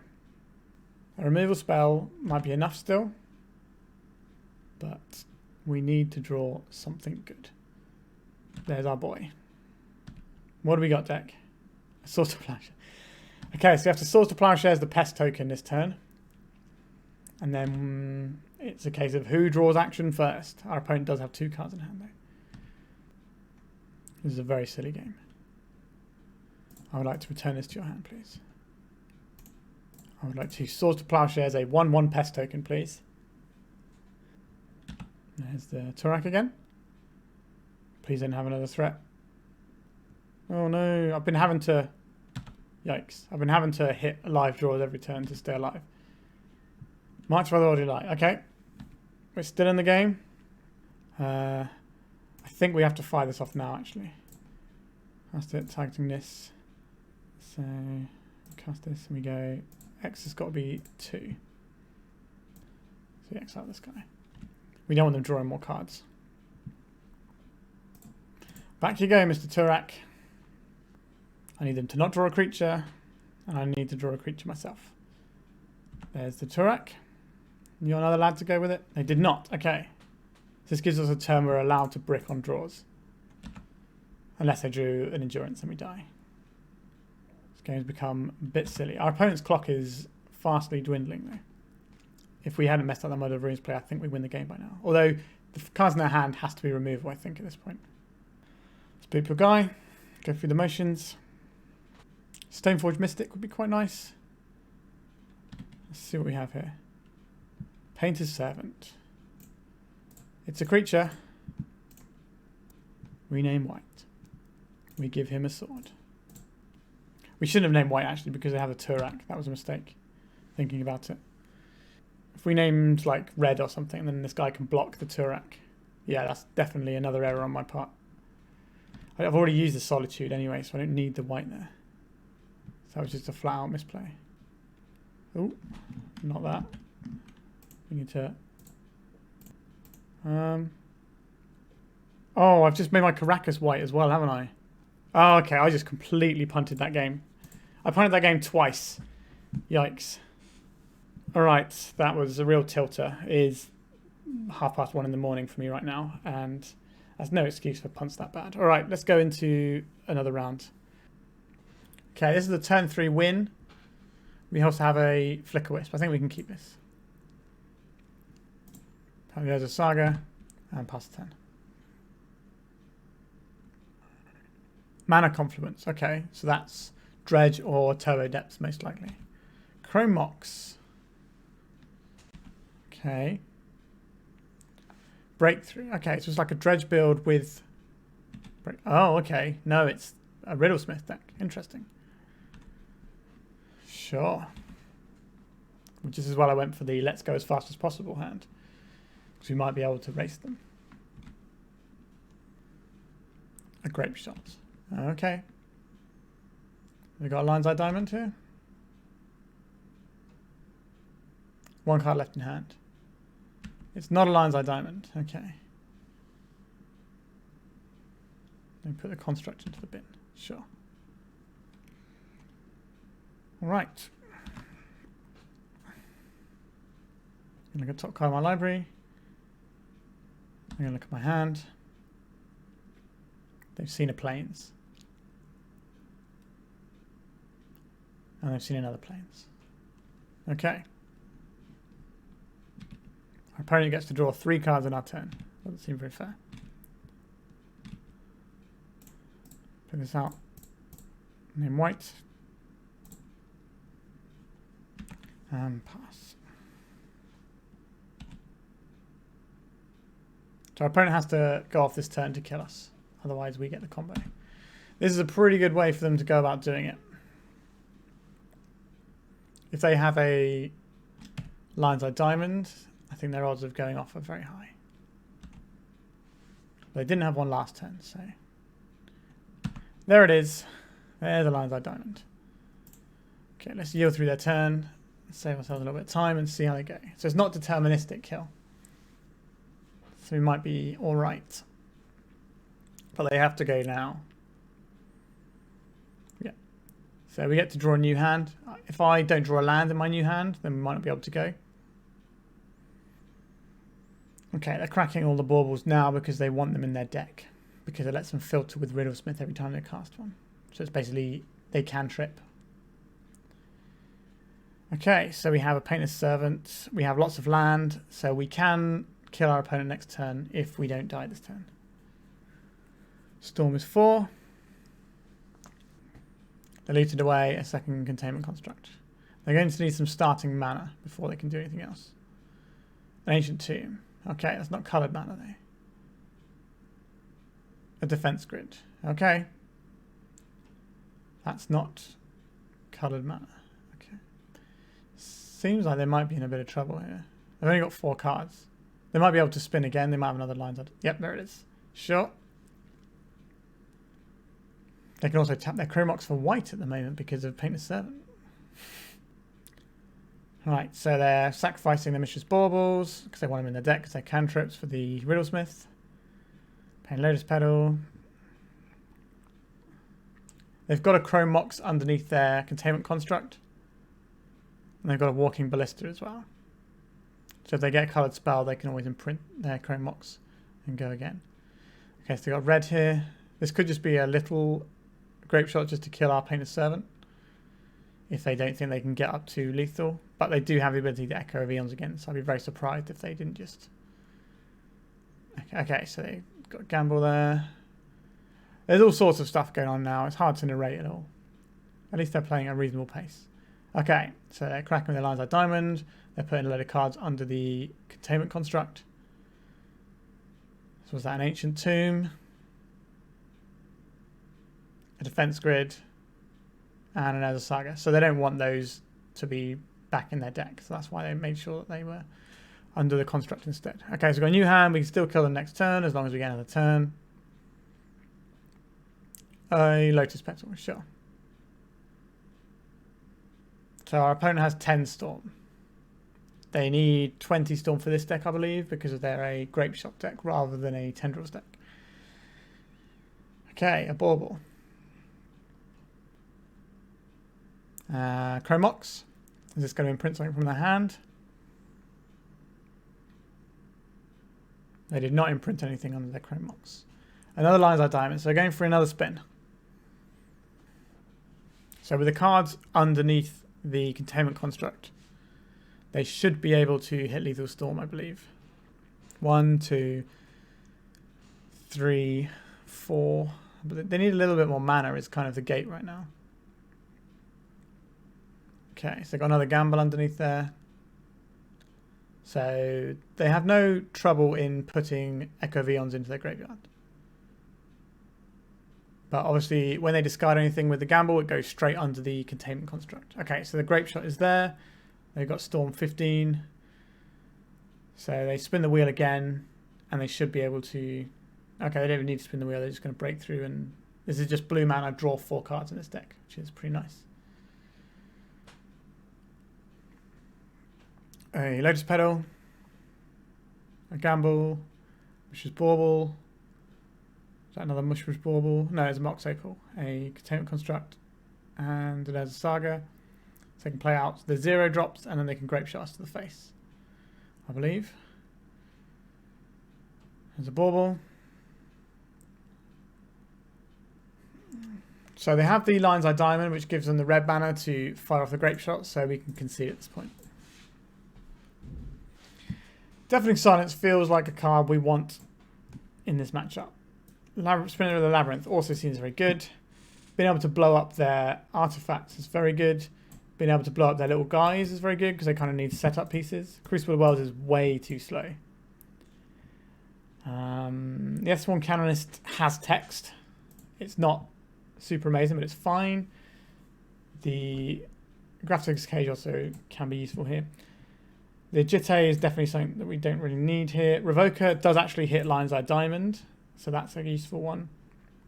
Yeah, our Graveyard hit is important. Shadow Spear is good here. The Pithing Needle doesn't do anything. Portable Holes are fine. We won't need an Ether Vial for this game. Probably won't need Mother of Runes for this game. Solitude is fine. The Recruiter can find us some of our little hate pieces. And this all helps us put the game to bed. The Mother of Ruins is probably the weakest thing here. I'm not expecting too much in the way of interaction from our opponent. They're just trying to hit us with a defense grid and then go off, really. Painted Servant, Friction Revoker does stuff. Flicker Wisp is quite slow, so I think at this point we're just boarding out some of our expensive cards here. Is the Recruiter of the Guard better than the Extraction Specialist? Probably. Right, let's submit like this. Reveal my Yorion. This hand can kill on turn 3, but the Canonist is okay. But I don't know if okay is good enough. It's a tricky one. We're an 80 card deck, so our mulligan decisions aren't great. We can Sentinel into Canonist. I think that's fine. Our opponent usually doesn't go off on turn 1. They're more of a turn 2 combo deck. So let's play out the Sentinel. We do need to hit another land at some point. So we're looking more for a turn 4 kill. We're using the Canonist. The Canonist doesn't stop all their artifacts, but it means if they cast an Echo of Eons, they can't Grapeshot us that turn. Now they might be waiting for their Ezra Saga to tick down. Okay, so we've had a land, but it is a Caracas. So not a great land for us. A bauble. Are they going to go this turn? So an 80 card deck, I don't think we can realistically mulligan to one of 3 Deafening Silences. What is this? Red, white, empty the warrens. Okay, that's not 2, 4, 6, 8. 2, 4, 6, 8, 10. So that's not a lot of goblins.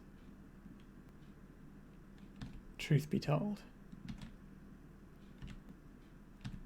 So we have here. So we have a Solitude, which makes me inclined to play the Painted Servant out this turn.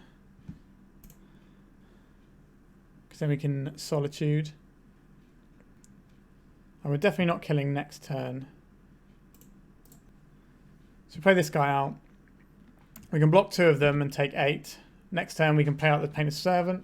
Block 2 of them, take 6.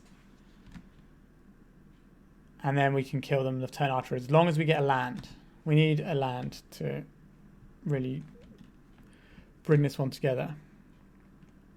The Ezra Saga will pop next turn, which is something we have to be a little bit fearful of, because that can go and get them a Lion's Eye Diamond. I think we leave the Esper Sentinel in play. They don't have Metalcraft, so if they want to cast any spells, we'll get a card off of them. Unless they're a 0-drop, of course. I suspect they'll pay here. They did not pay. Okay. So you have a white card for Solitude if needed. We did not hit that land, though. So we can play out the Painted Servant and the Grindstone. But we will need a land to activate it next turn. Containment Construct. Sure. And again, okay, so that is one of the lands we wanted. So, Painted Servant. And then white. Play this out. And I think we just cast this for free right now. Exciting this white card here.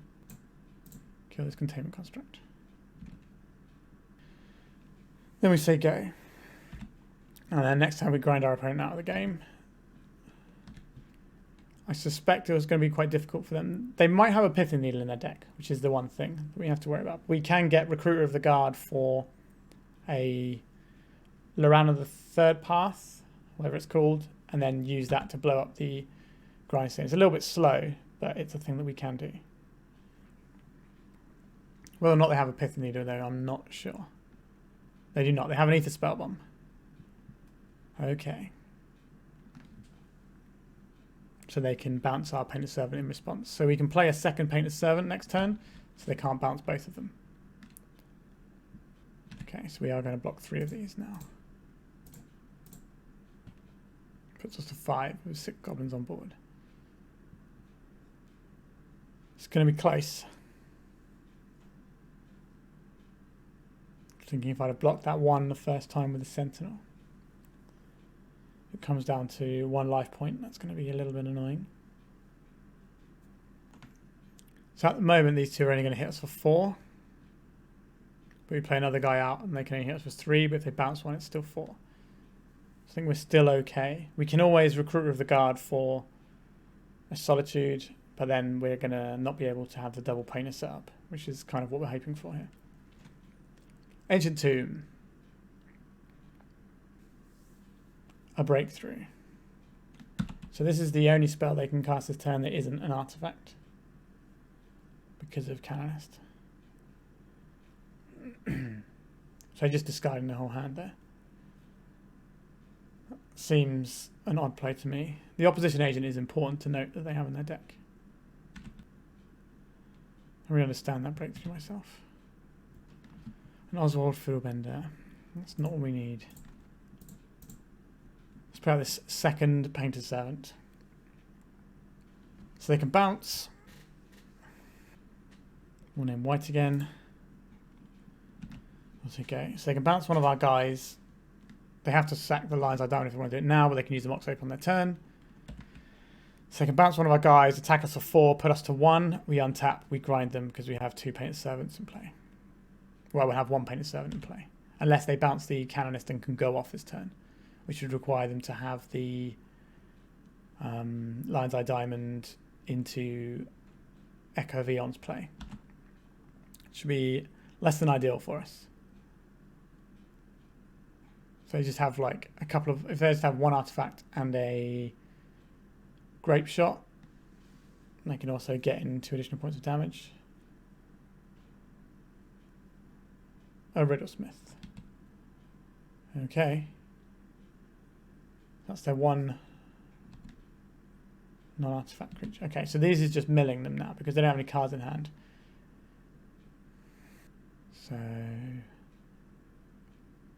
they're hellbent. I think we have this game. Unless they're trying to draw with the Ether Spell Bomb and hope to hit. I'm not really sure what they can hit when they can't cast anything but artifacts. There's something in the graveyard I'm missing here. Okay, they're going for some sort of weird hit and hope here by drawing off of the Ether Spell Bomb. Okay, sure. So we go back to sideboarding. We know they have an opposition agent. I don't think that changes anything here. We can Pithing Needle away the Ether Spell Bomb, which I don't hate. That seems playable as a thing that we can do. Just to guarantee that we get our bits and pieces going. We can also Pithing Needle a Bauble, which is fine. I think on the draw, having a 1-drop is probably useful there. I think we submit like this. If you like Painted Servant, this is a good hand for you, but it doesn't do anything for us right now, so we have to mulligan. Spirit of the Labyrinth is good, as is Might of Otherworldly Light and the Portable Hole. How does this fare versus a Goblin's Hand? I think we have to keep and ship the probably the Wasteland here. This hand is a little bit marginal, but if they make a turn 1 construct or Riddlesmith or something, then we can Portable Hole it and then we can untap into Spirit of the Labyrinth. Or if they play out, well, if they play something out, we can nab it basically, as long as we get a turn, which we might not get anyway, so it might be irrelevant me even evaluating my opening hand here. Or we might not get the same hand. Looks like we're spinning the wheel here. Yep, okay. So our opening hand doesn't make any difference. Our opponent is going to spin the wheel. This hand isn't great. I preferred the other one. We can't kill a containment construct or anything. So there's a containment construct. Analyze our diamond. So that's now Black Lotus because of the containment construct. There's a gamble, so we're going to see another new set of cards here. We can't just pass priority because we might draw into our solitude at some point and kill this construct. Okay, so we're going to get a new set of hand, a new set of cards. This hand is a bit better than the last one, but we are a bit shy of mana. Okay, so they can go again here because they can gamble for an Echo of Eons from the Containment Construct. So they can just keep going here. The white deck not able to do a lot against your opponent going off on turn 1 on the play, which is sadly the state of things. Like if we had Mind Break traps, we'd have a possibility. So maybe Mind Break traps better than Deafening Silence. It's certainly a possibility. Although the Deafening Silence had text against that with a Bloom deck, whereas the Mind Break trap didn't, or wouldn't, sorry. Okay, so we're getting a new hand. Let's see if this one's any different. This one is a little bit barren of action here. So our opponent doesn't quite have Lethal Storm yet, but they're very close. And then it's just a matter of time. They have the gamble, so they can gamble for Grape Shot and kill us now. We are deterministically dead if our opponent knows the line. Actually, no, they need the mana first, right? If they imprint something onto this Chrome Mox that has color, then we are deterministically dead. Okay, they didn't imprint. Okay, now we are deterministically dead because this goes and gets them enough mana to Grape Shot us. Let's just yield through turns, see if how familiar they are with their deck. Maybe we can untap and draw a Deafening Silence if they don't know their deck very well, but they should kill us. There's the gamble. Goes and gets them a Grape Shot. A Walking Ballista. Don't tell me they're trying to kill us with Walking Ballista. Okay, so there's a Grape Shot in their graveyard. There it is. Okay, we can concede now. Right, they knew the lines. All right, that matchup felt very bad, which is always the case when you play any sort of mono white deck. Your opponent that kills you on turn 1 or 2 is probably just going to do that. All right, let's go on to the final round. So this is our opening hand on the play for a change. What does it do? It's a slow Oswald hand. I think we can get the same hand. If we get the same hand but without like Crucible or Oswald, it's just as good. So I think we can mulligan something a bit better. This does not have any mana sources, so I'm going to mulligan this one. This hand is by far the best of them so far, so we'll keep this. We probably need to get rid of Ganjo, and we can get rid of the Wasteland, or we can get rid of the Hearse here, I think. The Hearse is a good thing to pivot to, and we're quite likely to draw land over the course of a few draw steps. I think we get rid of this. Land is the most abundant thing in our deck, so I don't think it's unreasonable to try and draw it. Right, so we'll play out this Grindstone. If things go wrong, we can pivot into Unlicensed Hearse and shut down our opponent's deck. Unlicensed Hearse is one of those things where if our opponent's deck is something that outraces Grindstone and outraces our combo, Unlicensed Hearse is one of those things that can actually deal with that. Like the sort of decks that do that are graveyard based. So depending on what our opponent does in the first turn, we might just play out the Unlicensed Hearse. Alright, so eventually let our Grindstone resolve. I spent time thinking about it. Don't know what that means. I know there's a Saga from our opponent, sure. A Flicker Wisp. Our F6 through our turn. We need to draw a land now. Kind of wish I had that Wasteland, to be honest. Maybe we'll get punished for that. Our opponent can just lightning bolt us here. Ancient Tomb. Lotus Petal. They could just have a Grindstone of their own and kill us now. They did not have a Grindstone of their own. A Portable Hole. So we are being punished for not keeping up wasteland. Let's put this on license test. And they can make a 2/2, so there's no point attacking here. Alright. Not keeping the third land is going to cost us this game. Yikes. It's kind of imagining that we wouldn't just get to play a Painter's Servant and Grindstone and untap on turn 3 with nothing from our opponent. I think the logic why I did that is sound.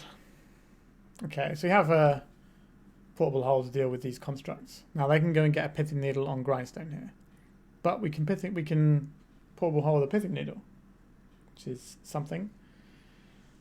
Or if we draw a land, we can flicker wisp away a construct token. It all depends on what we need to do. I need the spell bomb. Okay, so this is 8 cast, most likely.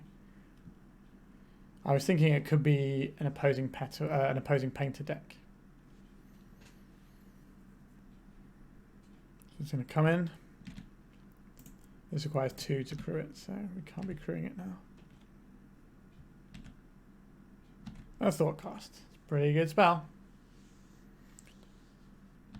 It's an interesting choice of whether you cast that before you attack or after, because it costs you an artifact, but it might find you 2 artifacts.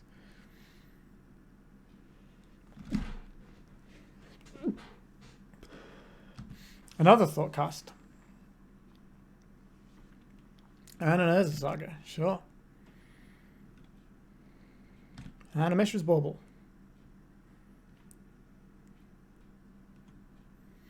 So now we will exile some cards. We'll take the Bauble and the Lotus Petal, I think. So our opponent gets to draw a card. A Solitude. Because we play out this portable hole. Hitting the spell bomb can make them burn a Lotus Petal here, but I think we need to hit the construct. We need to find more mana before we worry about doing that. I think staying alive is a good plan. So this is only a 3/3, but they can make another token, and they probably have some other artifacts in the deck, because that's pretty much what their deck does.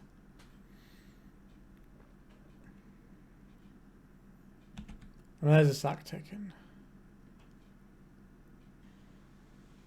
So if we draw a land and we can flicker wisp away a token, that's way better than solituding it.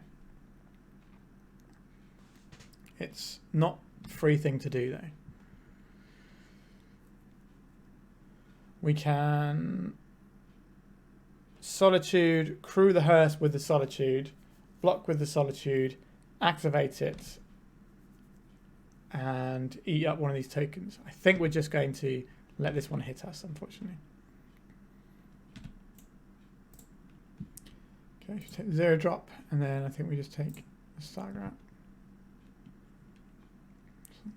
It's not out of the realms of possibility that our opponent has a Crucible of Worlds in their deck. It's unlikely, but it's not impossible. A Stoneforge Mystic. Okay, so we can play out the Stoneforge Mystic, and then we have 2 guys to crew the Unlicensed Test. So we can go and get... I think we just get the Quarter Complete here. And we will not be attacking into their massive yacht. So we can have a 6/6 Unlicensed Hearse on blocks, which might force an Ether Spellbomb activation. Now this one can go and get the Pithing Needle.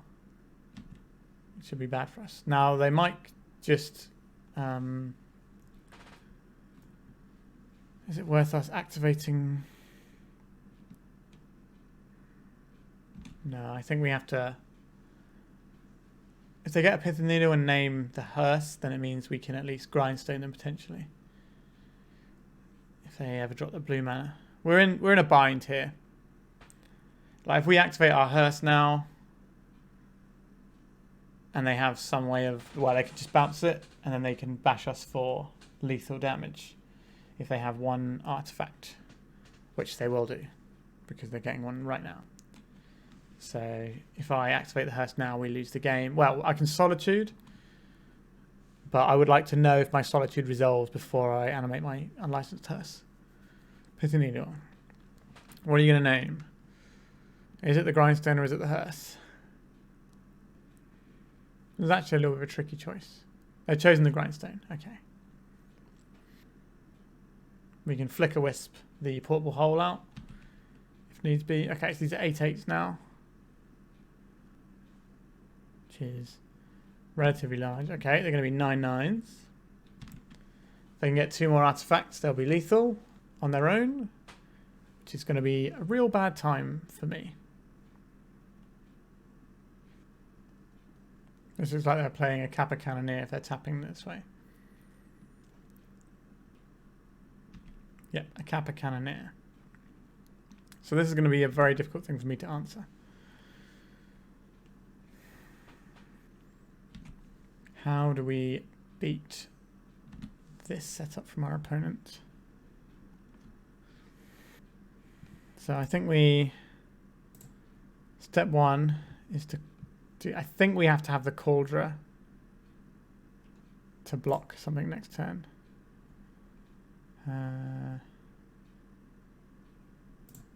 So let's do this. And then we will crew 2 using this guy. In case something goes wrong, it's nice to have. I think this is the hardest one to get value out of later on, so I think this one has to block here. And then we'll exile some cards in that graveyard. This is not going to be enough to trade with, unfortunately. But we can't put the Stoneforge because that's going to get us a Cauldron, which can kill anything in front of it. A Mother of Runes that we can't cast. So if we put a Cauldron out, the Painter's Servant can go under the bus. And the Kappa Cannoneer might not be able to kill us. So we are not dead this turn necessarily. Now our opponent does have this Ether Spellbomb that they might remember and just use it to blow us apart. This game is very close to over. If we'd have kept that third land in our opening hand, we would have been able to win the game. Okay, a Chalice of the Void for 1. I don't care about that. But they're doing it to pop their Kappa and make it unblockable. It's going to be a 2-turn clock on its own.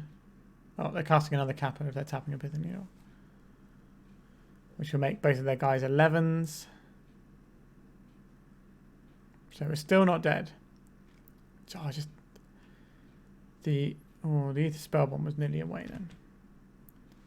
So going to attacks. And they bounce this, and then we die. Okay, sure.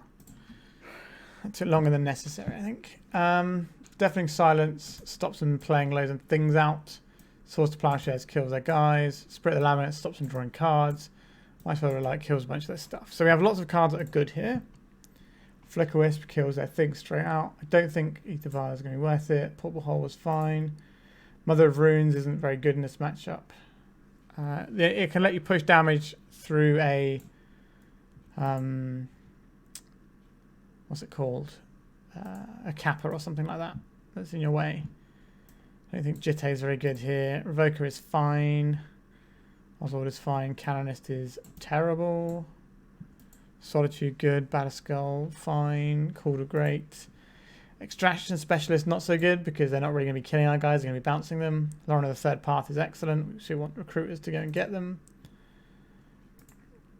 Esper Sentinel can hopefully draw us a lot of cards. Hope of Girapur seems pretty bad. Shadow Spear is something that's probably a necessity. We've got some graveyard hate still. And some Pithing Needles and stuff. Still need to remove 5 cards. It's a lot. Maybe we are just getting rid of the Mother of Runes here. Means we can't push through a Kappa, but I don't think that's the end of the world. And then we'll probably trim a Grindstone maybe. Or is it one of our graveyard hate pieces? Might be the hearse. I think the hearse is the worst of the three in this particular matchup. Alright, we'll submit like this. And if we lose, at least we get to go to bed. Feels like it's been a very long one. I was pretty tired before we even started. Alright. Our opening hand doesn't do anything. Mulligan. This hand doesn't do anything, so mulligan. This hand is fine. We'll keep it. We'll get rid of a redundant fiddlebender and it's either the Shadow Spear or the Aganjo. Probably the Aganjo. It's nice to have an artifact that we can spin into something better with the fiddlebender. And there might be situations where we stick this on a Spirit of the Labyrinth and we go to town because our opponent can't draw a lot of cards. So they can't get their engines whirring. That's a possibility.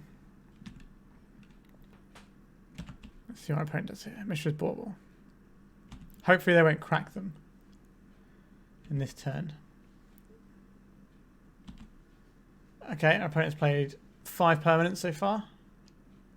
So they can play Kappa Cannoneer on this turn. And I think we just lose to that.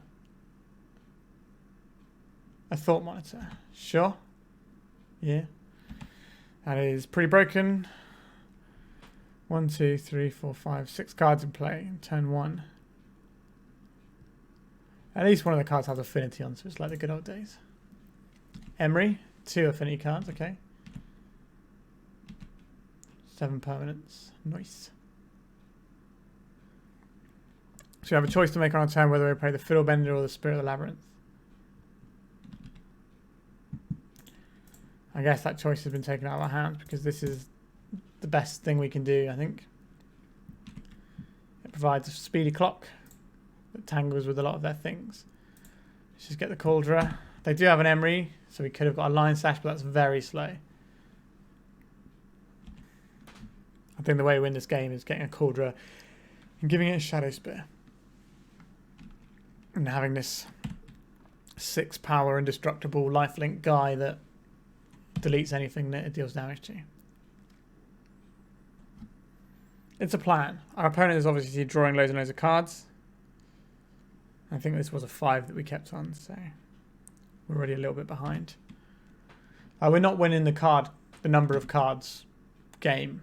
We have to be the aggro here. We have to try and get our stuff together and bust up our opponent as soon as we can. Because we're starting from a position of depleted resources and our opponent's already drawn like a bazillion cards. Like they've gone through 20 cards already and we've gone through 7. So not the best of times. Okay, let's get the Bauble draw. We draw a Solitude is quite nice though. Okay, let's put in our guy. Let's go to attacks. 5 of your finest damage, please, Garçon. So we can Solitude away the Emery. I think we have to do that because they can cast the Kappa Cannoneer next turn. Which of these are we getting rid of? I think it's the Fiddlebender this time. Just can chew up the Emery. Stop them from being able to replay that Kappa Cannoneer in their graveyard. And then this time we get 6 damage next turn with a Shadow Spear. I think we just equip that and just go to the races. Unless they get a bounce spell, this Resurrection Germ token can just go all the way. And that is what we're hoping for. Because one of the weaknesses of the 8-cast deck is that a lot of the time it's just a handful of like cantrips that just draw 1 card. So you don't really know what your hand is going to be a lot of the time. Which means you can have quite a lot of air in your deck. If you need specific things. Like obviously you're going to draw through your deck and things, but a Mishra's Bauble is certainly not Ponder for finding specific answers. Now they can make some pretty big tokens here. But Cauldron doesn't care and will eat anything that goes in front of it. Now the other Saga can go and get a Ether Spell Bomb, which is definitely an issue that we have. So it'd be a good time to draw a Pithing Needle or a Phyrexian Revoker. Chalice of the Void for 1. Okay, so we do not want to draw a Pithing Needle. A Phyrexian Revoker would be a good draw though, provided it resolves. Our opponent could just have some Force of Wills in hand. Let's see what we draw. A Painter's Servant. How does that impact anything here? I think we need to play out the Spirit Labyrinth here. And shut off card draw. So this Bauble won't be able to draw a card now. Then we go to attacks. So this is getting bounced next turn. But at least our opponent can't draw multiple cards. And we have another thing to do with our Shadow Spear. Okay. So they're going to 5 to make an Urza Saga token. So if they go to 3 here, that's going to be not a lot of life total to work with. Sure, they're going to 3. They might just get a Shadow Spear of their own here, because of the amount of life they're on. They do get the Shadow Spear. Okay. Which means we can equip our Shadow Spear, and Cauldron beats everything else in combat. That's what it does. With its sort of pseudo death touch. They will get to bash us for a decent chunk here though. And we just have to let it come through. This is a 10. And we're not blocking this. It's the 6.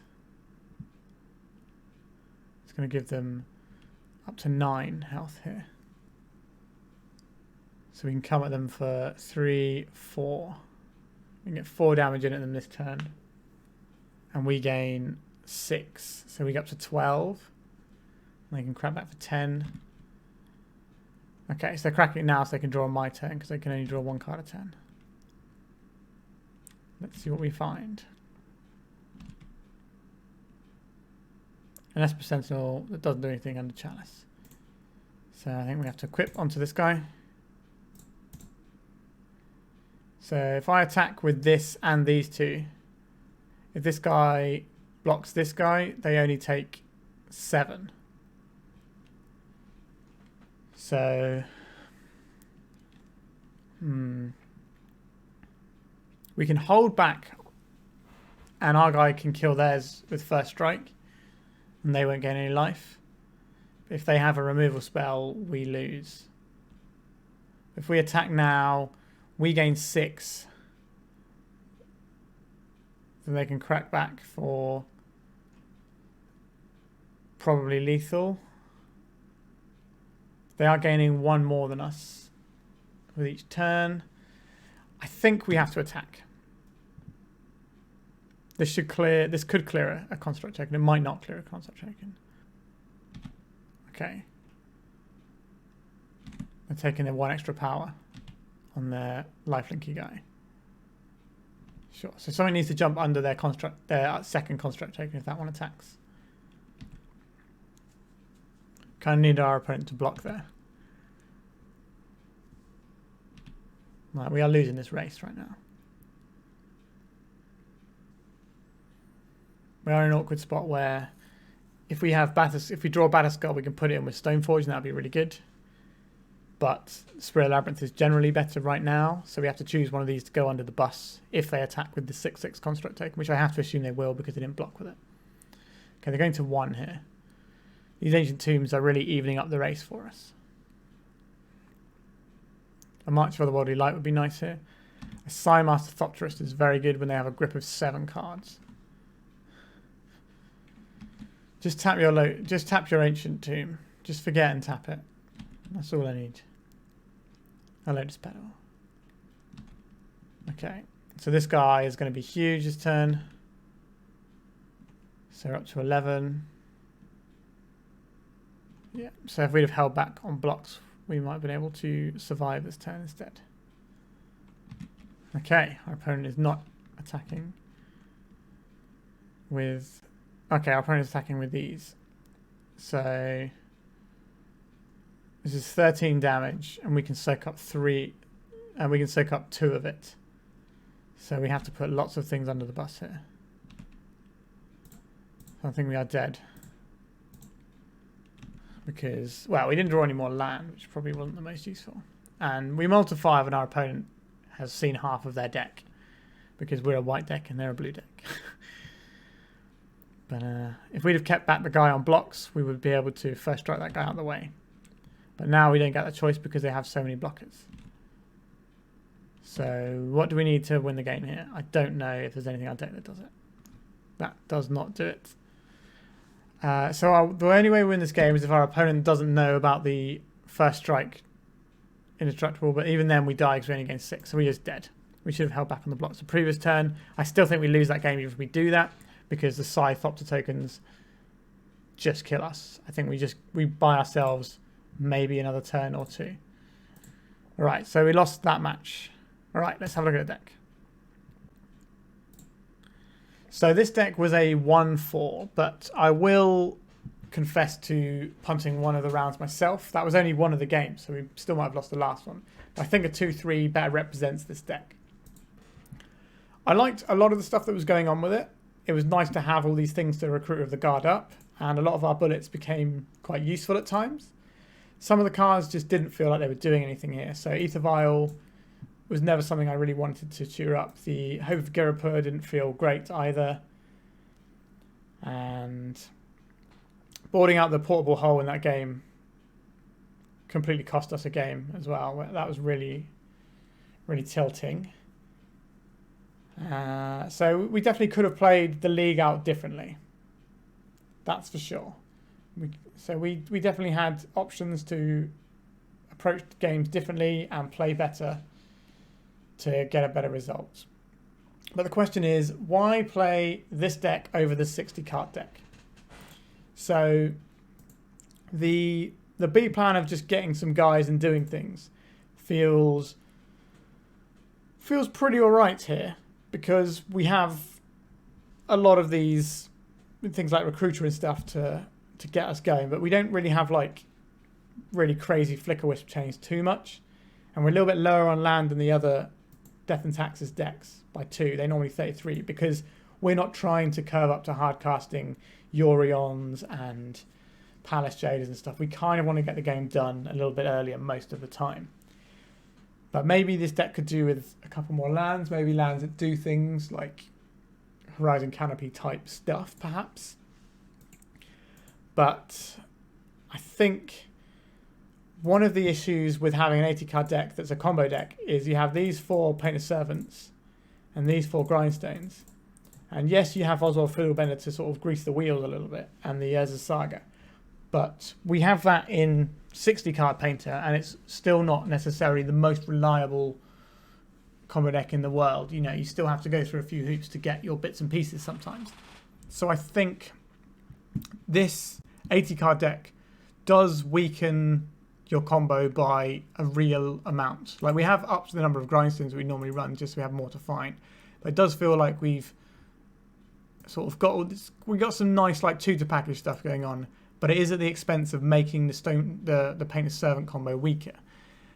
And a question you might want to ask yourself is, if you are playing a deck because you wanted all these Recruit of the Guard type shenanigans, maybe you should just be playing a D&T deck to get these things to be better. Because if you have all these D&T cards without sort of this sort of jankier stuff, I say janky, but this sort of stuff that's harder to work with and doesn't really go with your deck. You know, you can get Thalias in there, and you can just get your normal D&T stuff. And D&T is a good deck. You know, there's a reason why it's always in the meta. It's like one of the best things you can do as a fair deck. It just really oppresses what other decks are up to.